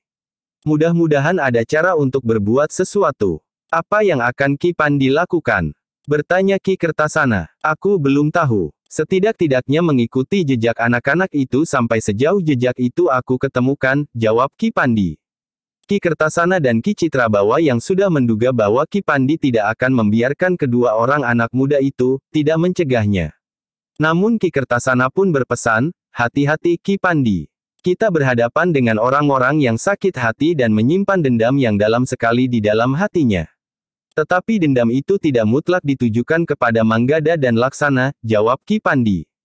Dengan demikian, maka Ki Pandi itu pun kemudian telah meninggalkan rumah itu setelah ia mendapat petunjuk dari Sampurna, dari mana awal keberangkatan Manggada dan Laksana. Dengan cepat Ki Pandi menemukan isyarat pertama dari Manggada. Ketika ia sampai di ujung lorong, maka dilihatnya ranting perdu yang berpatahan terinjak kaki. Manggada dan Laksana tentu dengan sengaja melakukannya, karena mereka dengan sengaja telah meninggalkan jejak sebagaimana dikatakannya dalam pesannya lewat Sampurna. Dalam pada itu, yang juga menjadi pening adalah orang-orang yang sempat mengintip apa yang telah terjadi. Mereka tidak dapat mengerti, apa yang dilakukan oleh Manggada dan Laksana. Bahkan ketika kedua orang anak muda itu dibawa pergi, beberapa orang telah muncul di jalan. Mereka saling berpandangan dan sejenak kemudian tiga orang telah berkumpul di halaman rumah salah seorang dari mereka. Aku tidak dapat mengerti, apa yang sebenarnya telah terjadi. Seorang dari ketiga orang anak muda itu mampu mengalahkan tiga orang pengikut Wira Sabet dan Suragentong. Namun kemudian dua di antara ketiga anak muda itu menyerahkan diri untuk dibawa ke sarang Ki Wira Sabet dan Ki Suragentong. Iya, tetapi mereka sempat melarang Sampurna untuk ikut. Memang dendam Wira Sabet dan Sura Gentong kepada Ki Jagabaya akan dapat dilimpahkan kepadanya, berkata yang lain. Namun yang lain lagi berkata, Manggada memang gila. Apa sebenarnya yang dikehendakinya? Orang yang pertamalah yang menyahut, nampaknya anak-anak itu telah mengorbankan segala-galanya, bahkan diri mereka sendiri untuk mengatasi bayangan Wira Sabet dan Sura Gentong yang menakutkan itu. Tetapi satu hal yang aku anggap tidak masuk akal. Seorang saja di antara mereka telah dapat mengalahkan 3 orang pengikut Wira Sabet dan Sura Gentong yang sangat ditakuti itu. Orang-orang sepadukuhan ini tidak berani berbuat apa-apa terhadap mereka bertiga. Sementara itu seorang anak muda mampu menundukkannya, berkata yang lain. Tetapi kesimpulan yang mereka ambil ternyata tidak sejalan dengan kesimpulan yang dikehendaki oleh anak-anak muda itu. Mereka tidak segera bangkit dan ikut serta melawan ketakutan yang tersebar di padukuhan itu. Tetapi seorang di antara mereka justru berkata, tetapi kekalahan itu tentu akan membuat Wira Sabet dan Sura Gentong menjadi sangat marah, sehingga mereka akan mengirimkan orang lebih banyak dan lebih garang. Atau bahkan Wira Sabet dan Sura Gentong sendiri yang akan datang. Tetapi anak-anak muda yang menang itu justru menyerah, sahut yang lain. Itulah yang dapat membuat kita menjadi gila. Tetapi aku tidak yakin bahwa tingkah anak-anak itu akan mampu menyelamatkan kita dan padukuhan Gemawang dari kegarangan Wira Sabet dan Sura Gentong, berkata yang seorang lagi. Justru sebaliknya, berkata yang lain, mungkin akan timbul persoalan-persoalan baru yang dapat menambah kesulitan padukuhan ini. Namun mereka tidak berbincang lebih lama. 2 orang di antara mereka pun segera meninggalkan halaman rumah itu, kembali ke rumah masing-masing dengan berbagai pertanyaan di dalam hati mereka. Dalam pada itu, Manggada dan Laksana telah berjalan semakin jauh. Laksana tidak tahu, kemana ia akan dibawa. Tetapi Manggada yang memang dilahirkan di padukuhan itu, serta kenakalannya di masa kanak-kanaknya, segera dapat mengerti, kemana mereka pergi. Jalan ini menuju ke padang perdu di pinggir hutan itu, berkata Manggada di dalam hatinya. Namun jalan yang ditempuh memang bukan jalan yang ramai. Tetapi jalan setapak yang jarang dilalui orang. Bahkan jalan itu kadang-kadang menuruni tebing sungai dan kemudian naik di seberang. Melintasi padang ilalang dan tanah gersang yang tidak digarap baru kemudian mereka sampai ke padang perdu yang luas sampai ke batas sebuah hutan yang memang tidak terlalu besar. Agaknya di hutan itu mereka bersarang, berkata Manggada di dalam hatinya. Namun ketika mereka menjadi semakin dekat, pengikut Wira Sabet dan Sura Gentong itu pun berkata, kami harus menutup mata kalian jika kalian memasuki lingkungan kami. Bahkan hal ini seharusnya kami lakukan, sejak kami meninggalkan jalan padukuhan di Bulak itu. Baik, berkata Manggada, lakukanlah. Tetapi sebelumnya beritahu aku, di arah mana sarang kalian dibuat. Petik 2. Di ujung hutan di sisi sebelah barat, jawab orang itu. Di tempat yang menjorok itu. Bertanya Manggada. Ya, jawab orang itu termangu-mangu. Baiklah, berkata Manggada, tutuplah mata kami. Sebenarnya jika kami inginkan, kami dapat melarikan diri sekarang, sehingga keinginan kami untuk mengetahui di mana letak sarang kalian sudah kami dapat. Kalian bertiga tentu tidak akan dapat mencegah kami. Tetapi dengan demikian, kalian bertiga akan mengalami penderitaan yang sangat kalian takutkan. Karena itu, biarlah kalian bawa kami ke sarang kalian dengan mata tertutup. Ketiga orang itu saling berpandangan sejenak. Seorang di antara mereka berkata, ya, kalian dapat melarikan diri sekarang. Tetapi jika hal itu kalian lakukan, bunuh saja kami bertiga di sini. Itu lebih baik bagi kami. Tetapi jika kalian tidak melakukannya, sebenarnya lah kami ingin mengetahui, apa sebenarnya yang kalian inginkan. Kami memang ingin berhubungan dan berbicara lebih banyak dengan Paman Wira Sabet dan Sura Gentong, jawab Manggada. Untuk terakhir kalinya, aku peringatkan kalian, bahwa kalian akan dapat mengalami penderitaan yang tidak berkeputusan. Mudah-mudahan tidak. Tetapi bukankah kau yang akan mengalaminya jika kami membatalkan niat kami pergi ke sarangmu itu, berkata Manggada, bahkan kau minta agar kami membunuh kalian bertiga. Ketiga orang itu tidak menjawab. Mereka memang masih saja kebingungan. Sementara itu Manggada, berkata pula, lekas, tutup mata kami sebelum kawan-kawanmu melihat apa yang terjadi sekarang. Orang-orang itu tidak menjawab. Namun mereka melakukan sebagaimana dikatakan oleh Manggada. Sejenak kemudian Manggada dan Laksana pun telah ditutup matanya. Mereka digiring menuju ke sarang Wira Sabet dan Sura Gentong yang memang terletak di tempat yang terpencil dari hubungan dengan sesamanya. Kita sudah dekat, desis orang yang bertubuh tinggi itu. Manggada pun berdesis, Laksana, kita harus menunjukkan bahwa kita dalam keadaan yang sulit. Bagaimana aku harus berpura-pura? Kau tentu dapat melakukannya, jawab Manggada. Lalu katanya kepada pengikut Wira Sabet dan Sura Gentong itu, lakukan tugas kalian dengan baik. Ketiga orang yang menggiringnya tidak menyahut. Sebenarnya lah mereka merasa segan untuk berbuat kasar kepada kedua orang anak muda yang tidak dapat dimengerti kemauannya itu. Namun ketika mereka mendekati pagar bambu yang rapat yang mengelilingi sebuah lingkungan yang menjadi barak hunian Wira Sabet dan Sura Gentong, ketiga orang itu memang mulai menjadi kasar. Mereka mendorong Manggada dan Laksana berganti-ganti. Dari kejauhan, dua orang yang mengawasi keadaan di luar dinding barak itu sudah melihat, ketiga orang kawannya datang dengan membawa dua orang tawanan yang matanya tertutup rapat. Kenapa hanya dua, desis yang seorang. Seharusnya tiga orang anak muda, sahut yang lain. Tetapi keduanya pun terdiam. Sementara itu ketiga orang yang membawa Manggada dan Laksana itu berusaha untuk menghilangkan bekas atau rasa sakit dengan berjalan tegap tanpa memberikan kesan kesakitan. Ketika ketiga orang itu menjadi semakin dekat dengan dinding baraknya, maka mereka menjadi semakin kasar. Sementara itu sekali-sekali Manggada terhuyung-huyung hampir jatuh tertelungkup jika punggungnya disentuh oleh orang yang menggiringnya. Laksana yang tertutup matanya tidak melihat apa yang dilakukan oleh Manggada. Tetapi ia mendengar seakan-akan Manggada akan terjatuh. Karena itu, maka ia pun bertanya, apa yang terjadi? Petik 2. Manggada justru berdesah, ses. Aku pura-pura setengah mati. Kau harus melakukan juga. Jika tidak, maka semuanya akan sia-sia saja. Laksana terdiam. Sementara salah seorang yang menggiringnya itu berdesis, kita sudah dekat.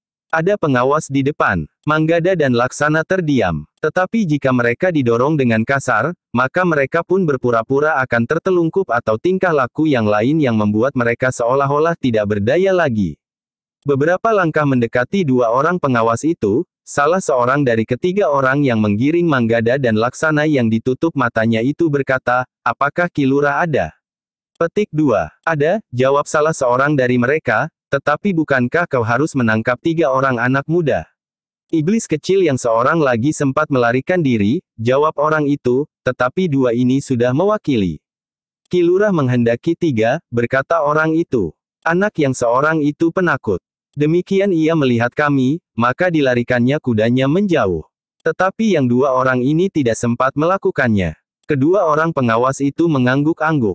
Tetapi yang lain bertanya, tidak kau bawa kudanya itu? Kudanya berlari seperti sedang berpacu demikian, penunggangnya terjatuh. Kami gagal untuk menangkap. Tetapi orang-orangnya inilah yang lebih penting dari kudanya bagi kami, jawab orang yang bertubuh tinggi itu. Kedua pengawas itu tidak bertanya lagi. Mereka membiarkan ketiga orang itu membawa Manggada dan Laksana memasuki regol pagar barak mereka. Sementara itu, Ki Pandi dengan hati-hati mengikuti jejak ketiga orang yang membawa Manggada dan Laksana. Tidak terlalu sulit baginya. Namun ketika jejak itu menuruni tebing sungai, maka Ki Pandi agak menjadi cemas. Jika mereka menelusuri sungai, maka tentu agak sulit baginya untuk mengikuti jejak mereka. Ia harus mencari jejak itu di seberang sungai, menelusuri tepian. Tetapi yang masih dipertanyakan, ke arah hulu atau udik. Namun Ki Pandi tidak perlu bersusah payah. Ketika ia menyeberangi sungai itu, maka ia langsung dapat melihat jejak kaki di tepian. Jejak yang sengaja dibuat sebagaimana sebelumnya. Dengan demikian, Ki Pandi tidak menemukan kesulitan apa-apa untuk mengikuti arah perjalanan Manggada dan Laksana. Tetapi Ki Pandi tidak dapat mengikuti jejak itu sampai ke barak. Dengan ketajaman penglihatannya, Ki Pandi yang bersembunyi di balik rimbunnya pohon perdu melihat Manggada dan Laksana itu dibawa ke barak, sementara dua orang yang mengawasi keadaan itu masih saja berjaga-jaga di tempatnya. Keduanya berjalan hilir mudik untuk mengatasi kejemuan mereka dalam tugas yang melelahkan itu. Agaknya para pengikut Wira Sabet dari Sura Gentong itu lebih senang melakukan tugas-tugas lain daripada berdiri di pinggir hutan untuk mengawasi keadaan. Meskipun sejak semula mereka berada di tempat itu, belum pernah ada orang yang datang atau bahkan yang tersesat sekalipun sampai ke tempat itu. Namun para pengikut Wira Sabet dan Sura Gentong setiap hari bergantian selalu mengawasi keadaan. Namun karena itu, maka para pengikut Wira Sabet dan Sura Gentong itu tidak melakukan tugas mereka dengan sungguh-sungguh. Mereka lebih banyak menyibukkan diri justru untuk mengusir kejemuan daripada menjalankan tugasnya sebaik-baiknya. Ki Pandi melihat gelagat itu. Karena itu, maka ia ingin memanfaatkan keadaan itu sebaik-baiknya. Sebagai seorang yang berilmu tinggi dan mempunyai ketajaman Panggraita, maka Ki Pandi mampu beringsut dari balik gerumpul perdu yang satu ke balik gerumpul perdu yang lain, sehingga akhirnya Ki Pandi itu hilang ke dalam hutan. Dan dalam hutan itulah Ki Pandi ingin melihat, apa yang ada di balik dinding yang cukup tinggi yang dibuat dari bambu yang berjajar rapat. Dalam pada itu, Manggada dan Laksana telah dibawa masuk ke dalam lingkungan barak itu. Di regol dua orang penjaga berdiri di sebelah-menyebelah dengan tombak di tangan. "Inikah anak-anak muda yang harus kau ambil?" bertanya seorang penjaga. Orang yang bertubuh tinggi kekurus-kurusan itulah yang menjawab, "Iya. Seorang lagi lepas dari tangan kami." "Kenapa dapat terjadi?" bertanya penjaga. Orang yang membawa Manggada dan Laksana itu merasa tidak perlu menjawab. Karena itu, maka mereka pun berjalan terus menuju ke bangunan induk sarang Wira Sabet dan Sura Gentong itu. Sekali-sekali mereka didorong ke arah yang benar, karena keduanya masih saja ditutup matanya. Manggada dan Laksana hampir jatuh terjerumus ketika kaki mereka terantuk tangga ketika mereka sampai di bagian depan bangunan induk barak itu yang cukup luas dan terbuka, yang dianggapnya sebagai pendapa. Tetapi seorang yang menggiring mereka cepat menangkap tengkuk Manggada dan sekaligus Laksana. Dengan kasar orang itu membentak, "Naik tangga itu, anak-anak dungu." Petik 2. Manggada dan Laksana pun kemudian melangkah dengan hati-hati, naik tangga pendapa yang rendah itu. "Hanya 3 anak tangga," desis Laksana. Orang-orang yang menggiringnya itu pun kemudian mendorong Manggada dan Laksana sambil membentak, "Duduk." Manggadi dan Laksana masih belum merasa berada di atas tikar. Karena itu, mereka agak ragu-ragu untuk duduk. Tetapi orang-orang yang menggiringnya itu telah mendorong mereka, sehingga Manggada telah terjatuh, sementara Laksana terhuyung-huyung beberapa langkah. "Duduk," bentak orang yang bertubuh tinggi kekurus-kurusan. Sekali lagi Manggada dan Laksana merasa tengkuknya ditangkap dan kemudian ditekan untuk duduk di atas lantai tanah yang tidak dilambari sehelai tikar. Namun tiba-tiba saja mereka mendengar seseorang berkata, "Jangan terlalu kasar terhadap orang yang sudah tidak berdaya." Manggada dan Laksana termangu-mangu mendengar peringatan itu. Apakah itu satu kebaikan baginya atau justru satu penghinaan, bahwa keduanya sama sekali sudah tidak berdaya? Namun kemudian terdengar suara itu lagi, "Kau hanya membawa 2 di antara ketiga orang anak muda itu." Petik 2. Yang seorang berhasil melarikan diri. Ketika anak itu melihat kami, maka ia langsung melarikan kudanya, sehingga kami tidak dapat mengejarnya. Sementara kedua orang anak muda ini tidak sempat melakukannya. Keduanya justru meloncat turun dan berusaha untuk melawan. Sementara kuda-kuda mereka juga lari dengan cepat menjauh. Paman Sura Gentong menghendaki ketiga-tiganya. Tetapi untuk sementara 2 orang ini sudah cukup. Manggada dan Laksana yang mendengar pembicaraan itu cepat menduga, bahwa orang yang berbicara itu adalah Pideksa. Dalam pada itu, maka Pideksa itu pun kemudian memerintahkan agar tutup mata kedua anak muda itu dibuka. Demikian tutup mata itu dibuka, maka Manggada dan Laksana melihat sebagaimana mereka duga, Pideksa berdiri beberapa langkah di hadapan mereka. "Maaf Manggada," berkata Pideksa, "kami terpaksa mengundang kalian berdua untuk datang ke sarang kami." "Apa maksudmu menangkap kami berdua, Pideksa?" bertanya Manggada. "Kalian berdua, bertiga dengan Sampurna, merupakan orang-orang yang berbahaya di Padukuhan Gemawang," jawab Pideksa. "Kenapa?" bertanya Manggada. "Kalian telah melakukan tindakan-tindakan yang menunjukkan bahwa kalian tidak menjadi ketakutan terhadap ayah dan paman Sura Gentong. Kalian telah menghasut orang-orang Padukuhan Gemawang untuk tidak takut kepada kami," berkata Pideksa. "Jadi maksudmu, kami, orang-orang Gemawang harus menjadi takut dan kemudian tunduk kepada kalian?" bertanya Manggada. "Ya," jawab Pideksa, "kami tidak mempunyai pilihan lain." Pembicaraan itu terhenti. Mereka melihat 2 orang yang berjalan menuju ke pendapa yang bahannya semuanya dari bambu itu. Dari bambu petung yang besar dibuat untuk tiang-tiangnya. Bambu ulung dan bahkan bambu apus sebagai kerangka atapnya. Namun bagaimanapun juga Manggada dan Laksana menjadi berdebar-debar. Kedua orang itu dapat melakukan hal-hal yang tidak terduga sebelumnya. Demikian mereka naik ke pendapa, maka seorang di antaranya, Sura Gentong sendiri, bertanya lantang, mana yang seorang lagi? Petik 2. Yang seorang berhasil melarikan diri Ki Sura, jawab orang yang bertubuh tinggi kekurus-kurusan itu agak takut. Namun Pideksa segera menyahut, Sampurna memang seorang penakut sejak kanak-kanak. Ketika mereka melihat ketiga orang yang mencarinya, maka Sampurna segera melarikan kudanya meninggalkan kedua orang kawannya. Jadi apa artinya kesombongannya selama ini? Petik 2. Anak itu dapat diabaikan tanpa Manggada dan Laksana. Seharusnya tikus itu harus kau tangkap juga, geram Sura Gentong. Tetapi kami mendapat perintah untuk tidak menangkap mereka di rumah mereka, jawab seorang di antara ketiga orang yang membawa Manggada dan Laksana itu. Untuk sementara kita memang masih membatasi diri, yang menyahut adalah Wira Sabat. Namun Sura Gentong itu menggeram, sebenarnya kita harus sudah bertindak sesuai dengan rencana. Bukankah Kisapa Aruh juga minta agar kita mematangkan keadaan lebih dahulu? Sahut Wira Sabat. Sura Gentong tidak menjawab. Namun kemudian ia berpaling kepada Manggada dan Laksana, kau ingat apa yang aku katakan kepada kalian di halaman rumah Kakang Wira Sabat?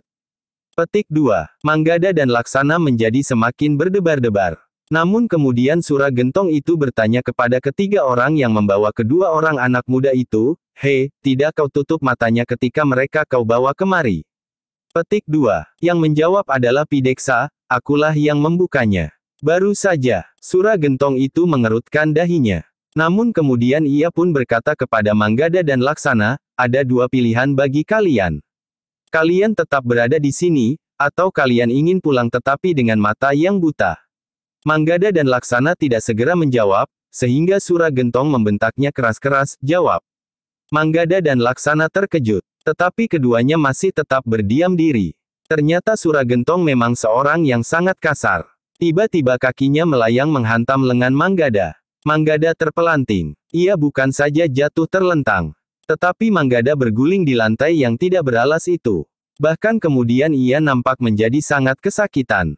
Mulutnya menyeringai sementara ia menggeliat sambil memegangi lengannya dengan tangannya yang lain. Anak iblis, geram Sura Gentong. Sementara Laksana menjadi sangat tegang. Tetapi Laksana masih dapat mengekang dirinya, sehingga ia tidak berbuat sesuatu. Sura Gentong ternyata masih saja berteriak, jawab, kau belum menjawab. Kami tidak ingin menjadi buta paman, jawab Manggada sambil menyeringai kesakitan. Tetapi Sura Gentong menjadi semakin marah. Bahkan ia berteriak, dengar pertanyaanku. Apakah kau memilih tinggal di sini atau memilih kami lemparkan kembali ke padukuhanmu tetapi dengan mata yang buta? Manggada terpaksa menjawab, aku memilih tinggal di sini, paman. Duduk, perintah Sura Gentong lantang. Sementara itu, ia pun berpaling kepada Laksana, bagaimana dengan kau? Aku juga memilih tinggal di sini, jawab Laksana. Ternyata kesombongan kalian sama sekali tidak berarti apa-apa. Kau kelilingi padukuhan Gemawang dengan naik kuda, berderap seperti seorang senapati perang. Kau hasut orang-orang Gemawang untuk tidak takut menghadapi kami. Kau kira kami dapat membiarkan orang-orang yang menentang kami? Laksana menundukkan wajahnya. Sementara Manggada telah duduk lagi di sebelahnya. Tetapi dengan kasar Sura Gentong melemparkan ikat kepala dan menarik rambut Laksana sambil berkata, apakah kau masih akan menghasut orang-orang Gemawang menentang kami? Petik 2. Tidak, jawab Laksana cepat-cepat. Sura Gentong mengguncang kepala Laksana keras-keras sambil berkata, seharusnya kau tengadahkan wajahmu sebagaimana saat kau berada di punggung kuda berlari-lari mengelilingi padukuhan Gemawang. Laksana masih tetap berdiam diri meskipun rambutnya masih digoncang-goncang oleh Sura Gentong. Namun akhirnya Sura Gentong melepaskan rambut Laksana, tetapi dengan kerasnya ia menamparkan kening anak muda itu. Laksanalah yang kemudian berguling-guling kesakitan beberapa saat. Ketiga orang yang membawa kedua orang anak muda itu menjadi tegang. Mereka sudah terbiasa menyaksikan orang-orang yang mengalami perlakuan kasar. Bahkan lebih dari yang dialami oleh kedua orang anak muda itu. Namun saat itu jantung mereka terasa berdentang semakin cepat. Pideksa pun berdiri termangu-mangu. Sementara Wira Sabat memandang anak-anak muda itu dengan wajah yang tegang. Dalam pada itu Sura Gentong itu pun berkata, kalian berdua sudah terlanjur melihat tempat tinggal kami. Karena itu, sebelum segala sesuatunya selesai, kalian tidak akan dapat keluar dari tempat ini, kecuali jika mata kalian telah menjadi buta, kalian berdua akan menjadi budak di sini. Melakukan segala pekerjaan kasar yang tidak pantas dilakukan oleh orang lain. Manggada dan Laksana tidak menjawab sama sekali. Dalam keadaan yang demikian mereka tidak akan mendapat kesempatan untuk berbicara apapun juga. Karena itu, mereka harus menunggu satu kesempatan untuk berbicara tentang hubungan antara orang-orang itu dengan Padukuhan Gemawang. Dalam pada itu, Pideksa pun yang kemudian berkala, serahkan anak-anak gila itu kepadaku, Paman. Kau urus mereka, geram Suragentong. Sementara itu, Wira Sabet pun berbicara pula kepada ketiga orang yang membawa kedua orang anak muda itu, serahkan mereka kepada Watang yang akan menyimpan mereka. Nanti aku akan berbicara dengan mereka, geram Suragentong. Ketiga orang itu pun kemudian membawa kedua orang anak muda itu kepada orang yang ternama Watang. Seorang yang mendapat kepercayaan Wira Sabet dan Suragentong menahan orang-orang yang dianggapnya berbahaya. Bahkan dari lingkungan mereka sendiri. Tetapi Wira Sabet masih berkata selanjutnya, Pideksa. Temui Watang, katakan kepadanya tentang kedua anak muda itu. Pideksa tanggap akan pesan ayahnya. Karena itu, maka ia pun ikut pula bersama ketiga orang yang akan menyerahkan Manggada dan Laksana. Ambil ikat kepalamu, berkata Pideksa kepada Laksana. Laksana pun kemudian mengambil ikat kepalanya dan dikenakannya asal saja melekat di kepalanya. Diiringi oleh Pideksa dan ketiga orang yang membawanya ke tempat itu, maka Manggada dan Laksana telah dihadapkan kepada orang yang bersama Watang. Seorang yang bertubuh tinggi besar dan sedikit gemuk rambut di kepalanya tidak terlalu banyak, sementara ikat kepalanya yang botak itu tanpa menyembunyikan botaknya. Wajah orang itu nampak bengis. Matanya yang dalam memancarkan nafas kebencian. Ketiga orang yang membawa Manggada dan Laksana itu menjadi semakin berdebar-debar. Mereka mengenal Watang sebagai seorang yang tidak berjantung. Ia dapat berbuat apapun yang tidak dapat dilakukan oleh orang lain. Ketika mereka mendekati sebuah barak yang kokoh di tengah-tengah lingkungan sarang Wira Sabet dan Suragentong itu, Pideksa berkata kepada ketiga orang yang membawa Manggada dan Laksana, beristirahatlah. Kalian telah berhasil menjalankan tugas kalian, meskipun tidak sempurna. Ketiga orang itu nampak ragu-ragu. Mereka memandangi Manggada dan Laksana sesaat dengan tatapan mata yang lain. Namun mereka pun kemudian meninggalkan Manggada dan Laksana yang digiring langsung oleh Pideksa. Watang yang melihat Pideksa membawa dua orang anak muda telah menyongsongnya. Dengan suara yang berakitan, bergetar, orang yang bertubuh tinggi besar dan berwajah garang itu bertanya, inikah anak-anak muda Gemawang yang berkeliaran di atas punggung kudanya itu? Bukankah semuanya ada tiga? Ya, jawab Pideksa, yang seorang masih luput, ia sempat melarikan diri. Jika demikian, biarlah dosanya ditanggung oleh kedua orang kawannya itu. Maksudmu? Bertanya Pideksa. Jika seharusnya yang dipatahkan satu tangannya, maka untuk menanggung dosa kawannya, maka yang akan aku patahkan adalah dua buah tangannya. Itukah mimpimu siang dan malam? Bertanya Pideksa. Bukankah itu tugasku di sini? Watang justru bertanya. Tetapi dua orang anak muda itu adalah bagianku.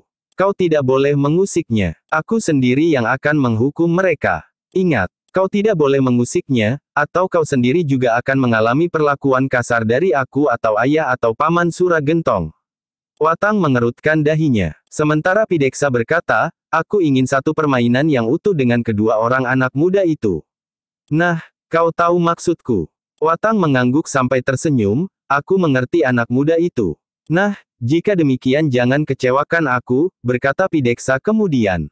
Watang mengangguk-angguk. Sementara itu Pideksa berkata, simpan anak itu baik-baik. Baik, anak muda, jawab Watang kemudian.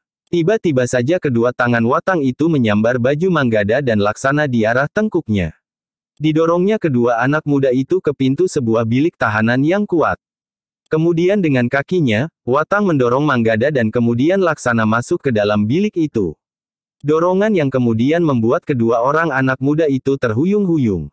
Namun Manggada kemudian telah jatuh tertelungkup di dalam biliknya. Sementara itu Pideksa berkata, jangan kurangi hakku, mengerti? Aku tidak mau kecewa. Watang tidak menjawab. Tetapi ia pun kemudian menutup pintu dari luar dan kemudian menyelaraknya. Sejenak kemudian Pideksa pun lelah meninggalkan bilik tahanan itu dan melangkah kenip di kependapa.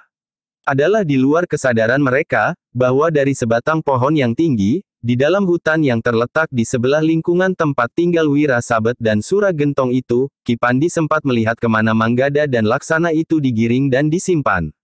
Meskipun Ki Pandi tidak tahu apa yang terjadi seluruhnya, namun setidak-tidaknya ia sudah mengetahui satu di antara bangunan yang ada di lingkungan dinding bambu yang terhitung tinggi itu, sebagai tempat untuk menahan Manggada dan Laksana. Tetapi Ki Pandi tidak dapat berbuat apa-apa, ia tahu bahwa di tempat itu banyak terdapat para pengikut Wira Sabet dan Sura Gentong dengan beberapa orang saudara seperguruannya. Bahkan mungkin orang yang bernama Ki Sapa Aru itu juga tinggal di tempat itu pula. Sementara itu, Manggada dan Laksana yang berada di dalam bilik yang tertutup rapat itu, duduk sambil mengusap pakaiannya yang kotor. Dengan nada dalam Manggada berkata, "Aku harus mengotori pakaianku dengan beberapa kali berguling-guling di lantai dan bahkan di tanah." "Salahmu," desis Laksana, "kenapa kau harus jatuh dan berguling-guling, sehingga aku harus menirukannya juga?" Manggada tersenyum. Katanya, "Bukankah permainanku meyakinkan mereka? Tanpa setiap kali berguling pun kita akan dapat meyakinkan mereka," sahut Laksana. Manggada tertawa tertahan. Katanya, "Sudahlah. Kita mempunyai gaya permainan tersendiri." Laksana mengangguk-angguk. Namun kemudian ia bertanya, "Bagaimana tanggapanmu tentang sikap Pideksa?" Petik 2. Aku tidak berprasangka buruk. Bagaimanapun juga, di masa kecil, kami adalah kawan bermain. Aku tidak bermusuhan dengan Pideksa di masa kecilku, jawab Manggada. Mudah-mudahan. Aku pun berpikir demikian. Tetapi dugaan kita dapat salah, jawab Laksana. Tetapi untuk sementara kedua orang anak muda itu berkesimpulan bahwa Pideksa masih berusaha untuk mengekang perlakuan yang sangat buruk terhadap mereka. Dalam pada itu, yang justru menjadi gelisah adalah ketiga orang yang telah membawa Manggada dan Laksana ke barak itu. Perasaan yang belum pernah singgah di hatinya telah membuat mereka tidak mengerti tentang diri mereka sendiri. Bahkan mereka bertiga sempat berbicara tentang nasib kedua orang anak muda itu. "Aku tidak tahu, apa jadinya kedua orang anak yang aneh itu," berkata orang yang bertubuh tinggi kekurus-kurusan itu. "Sikapnya tidak masuk akal bagiku. Atau barangkali mereka memang anak-anak muda yang sombong," jawab kawannya. "Mungkin," sahut yang lain, "sombong dan tidak mengerti apa yang dapat terjadi atas diri mereka jika mereka berada di tangan Ki Wira Sabet dan Ki Sura Gentong. Apalagi Watang yang gila itu dapat berbuat apa saja yang tidak pernah kita bayangkan sekalipun. Anak-anak itu memang gila, tetapi kegilaannya telah membuat jantungku berdebaran terus. Aku tiba-tiba merasa berhutang kepada mereka," berkata orang yang bertubuh tinggi itu. Dua orang kawannya yang berjalan mendekati mereka, melihat wajah-wajah yang nampak kusut itu. Seorang di antara mereka bertanya, "Kenapa kalian nampak murung?" Yang bertubuh tinggi itulah yang menjawab, "Kemungkinan buruk dapat terjadi atas kita." "Kenapa?" bertanya kawannya itu. "Kami gagal menangkap ketiga orang anak muda berkuda itu." "Kami hanya dapat menangkap 2 orang, jawab orang yang bertubuh tinggi itu. "Itu lebih baik daripada tidak sama sekali," desis orang itu sambil melangkah pergi. Orang yang bertubuh tinggi kekurus-kurusan itu menarik nafas panjang. Di luar sadarnya ia berkata, "Anak-anak muda itu mempunyai ilmu yang sangat tinggi.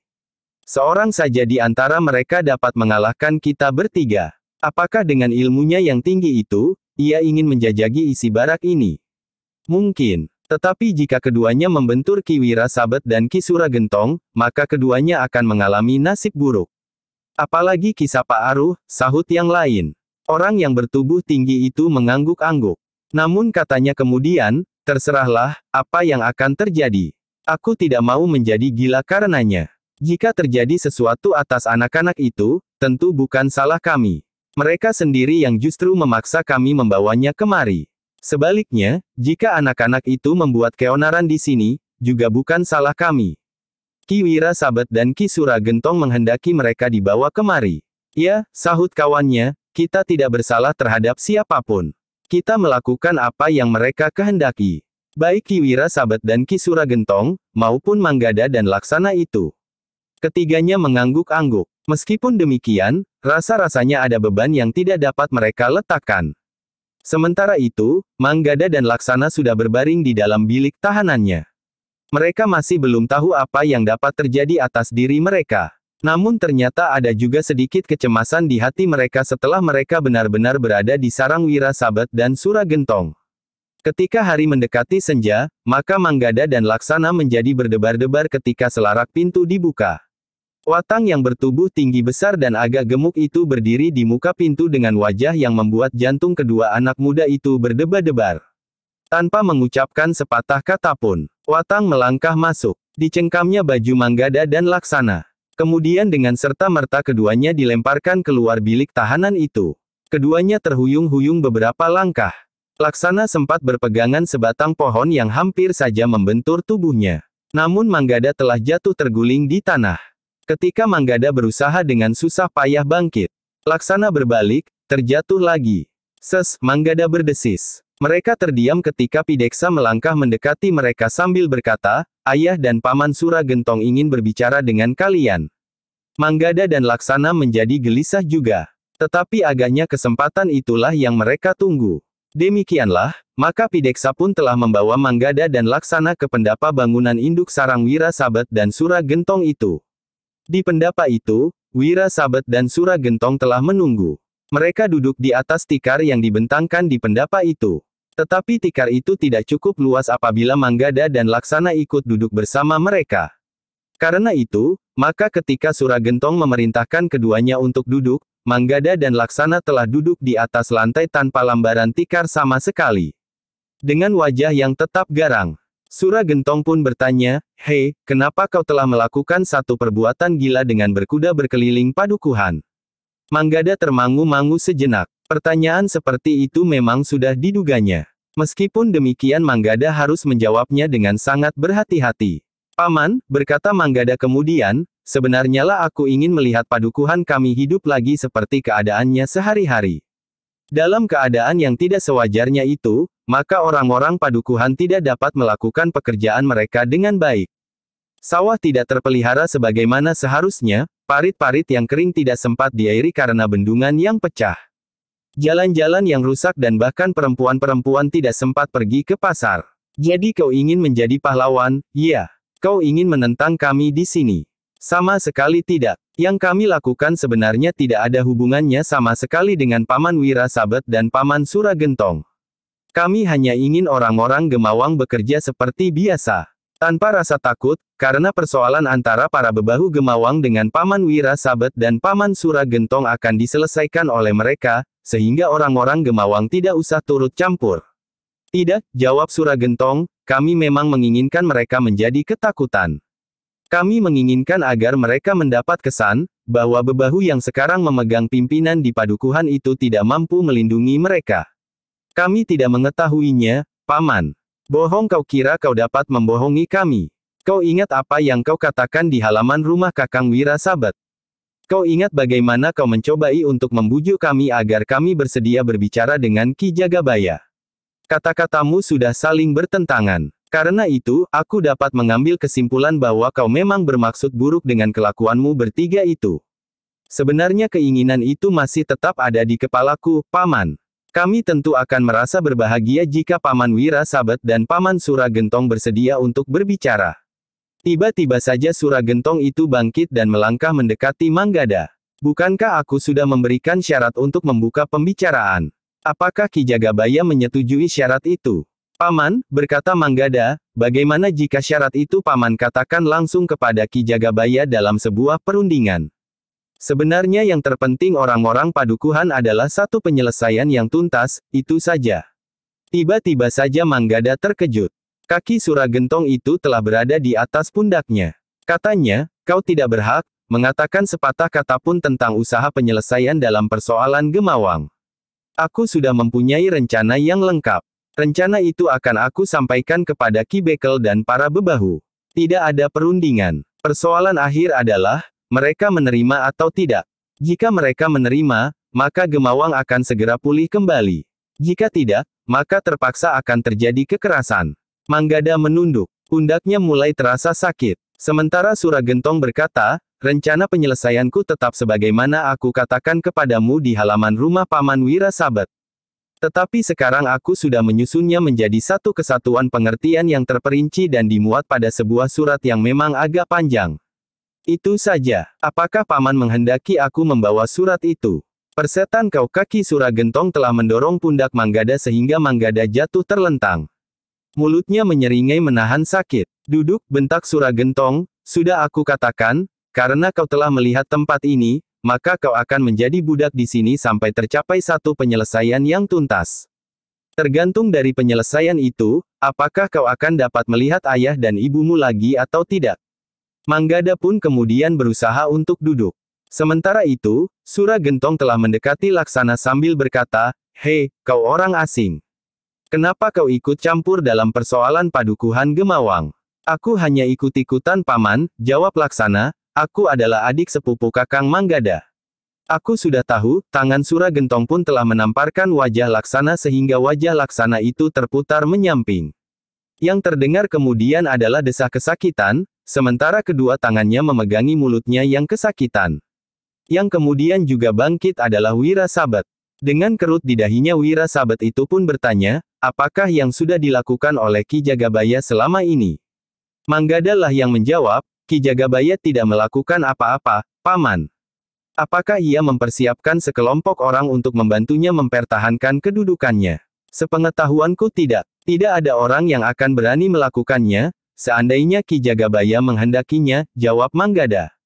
Jadi, kenapa menurut pendapatmu, bahwa Ki Jagabaya berani menentang keinginan kami? Bertanya Wira Sabet pula. Aku tidak tahu paman. Tetapi menurut kata orang, Ki Jagabaya itu terlalu setia kepada kewajibannya, sehingga ia tidak memikirkan akibat yang dapat terjadi atas dirinya. Namun tiba-tiba saja Suragentong itu pun bertanya pula, "Hei, apakah ayahmu juga berani menentang aku?" Tidak, paman. Ayah masih seperti dahulu. Ia tidak banyak menyangkutkan diri dengan persoalan di sekitarnya. Ayah lebih baik diam dan demikian pula dalam persoalan sekarang ini. Tetapi kenapa kau menjadi ribut bersama anak Jagabaya itu sehingga setiap hari kalian selalu bersama-sama dengan Sampurna berkuda di sepanjang jalan padukuhan?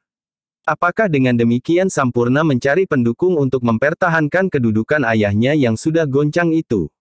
Tidak. Sampurna melakukan sebagaimana kami lakukan, jawab Manggada.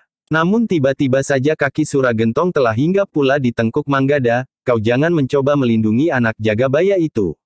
Atau karena kau sadari bahwa apa yang dilakukannya menyangkut kalian berdua juga. Petik 2. Tidak paman. Aku berkata sebenarnya, jawab Manggada. Tetapi kaki Suragentong itu menekan Manggada semakin keras, sehingga kepala Manggada semakin menunduk hampir menyentuh lantai. Sementara kakinya masih tetap bersilang, sedangkan tangannya berusaha menyangga tubuhnya. Tetapi Wira Sabet itu pun kemudian bertanya kepadanya, Manggada, apakah Ki Jagabaya pernah mengatakan sesuatu kepadamu dalam hubungannya dengan kami? Seperti yang pernah kami katakan kepada paman. Manggada berhenti sejenak, sementara ia masih saja membungkuk karena kaki Suragentong masih menekan tengkuknya. Aku ingin mendengar jawabannya, berkata Wira Sabet kepada Suragentong. Suragentong menggeram, tetapi ia mengangkat kakinya dan memberikan Manggada mengangkat kepalanya pula. Jawab pertanyaanku dengan jelas, desis Wira Sabet. Seperti yang pernah kami katakan kepada paman di halaman rumah paman itu, jawab Manggada. Satu hal yang tidak mungkin, berkata Wira Sabet, selanjutnya tidak akan ada orang yang dapat mempengaruhi sikap kami terhadap padukuhan Gemawang. Apalagi setelah kau berdua ada di sini. Seperti yang dikatakan oleh pamanmu Suragentong, maka kau akan menjadi budak di sini. Manggada tidak menjawab lagi. Sementara itu Wira Sabet pun berkata, kau akan berada di bawah perintah Pideksa langsung. Kau harus menurut perintahnya. Jika kau dan adik sepupumu itu berani menolak perintahnya, maka kau akan menyesal. Ingat, kau berada di lingkungan kuasa kami.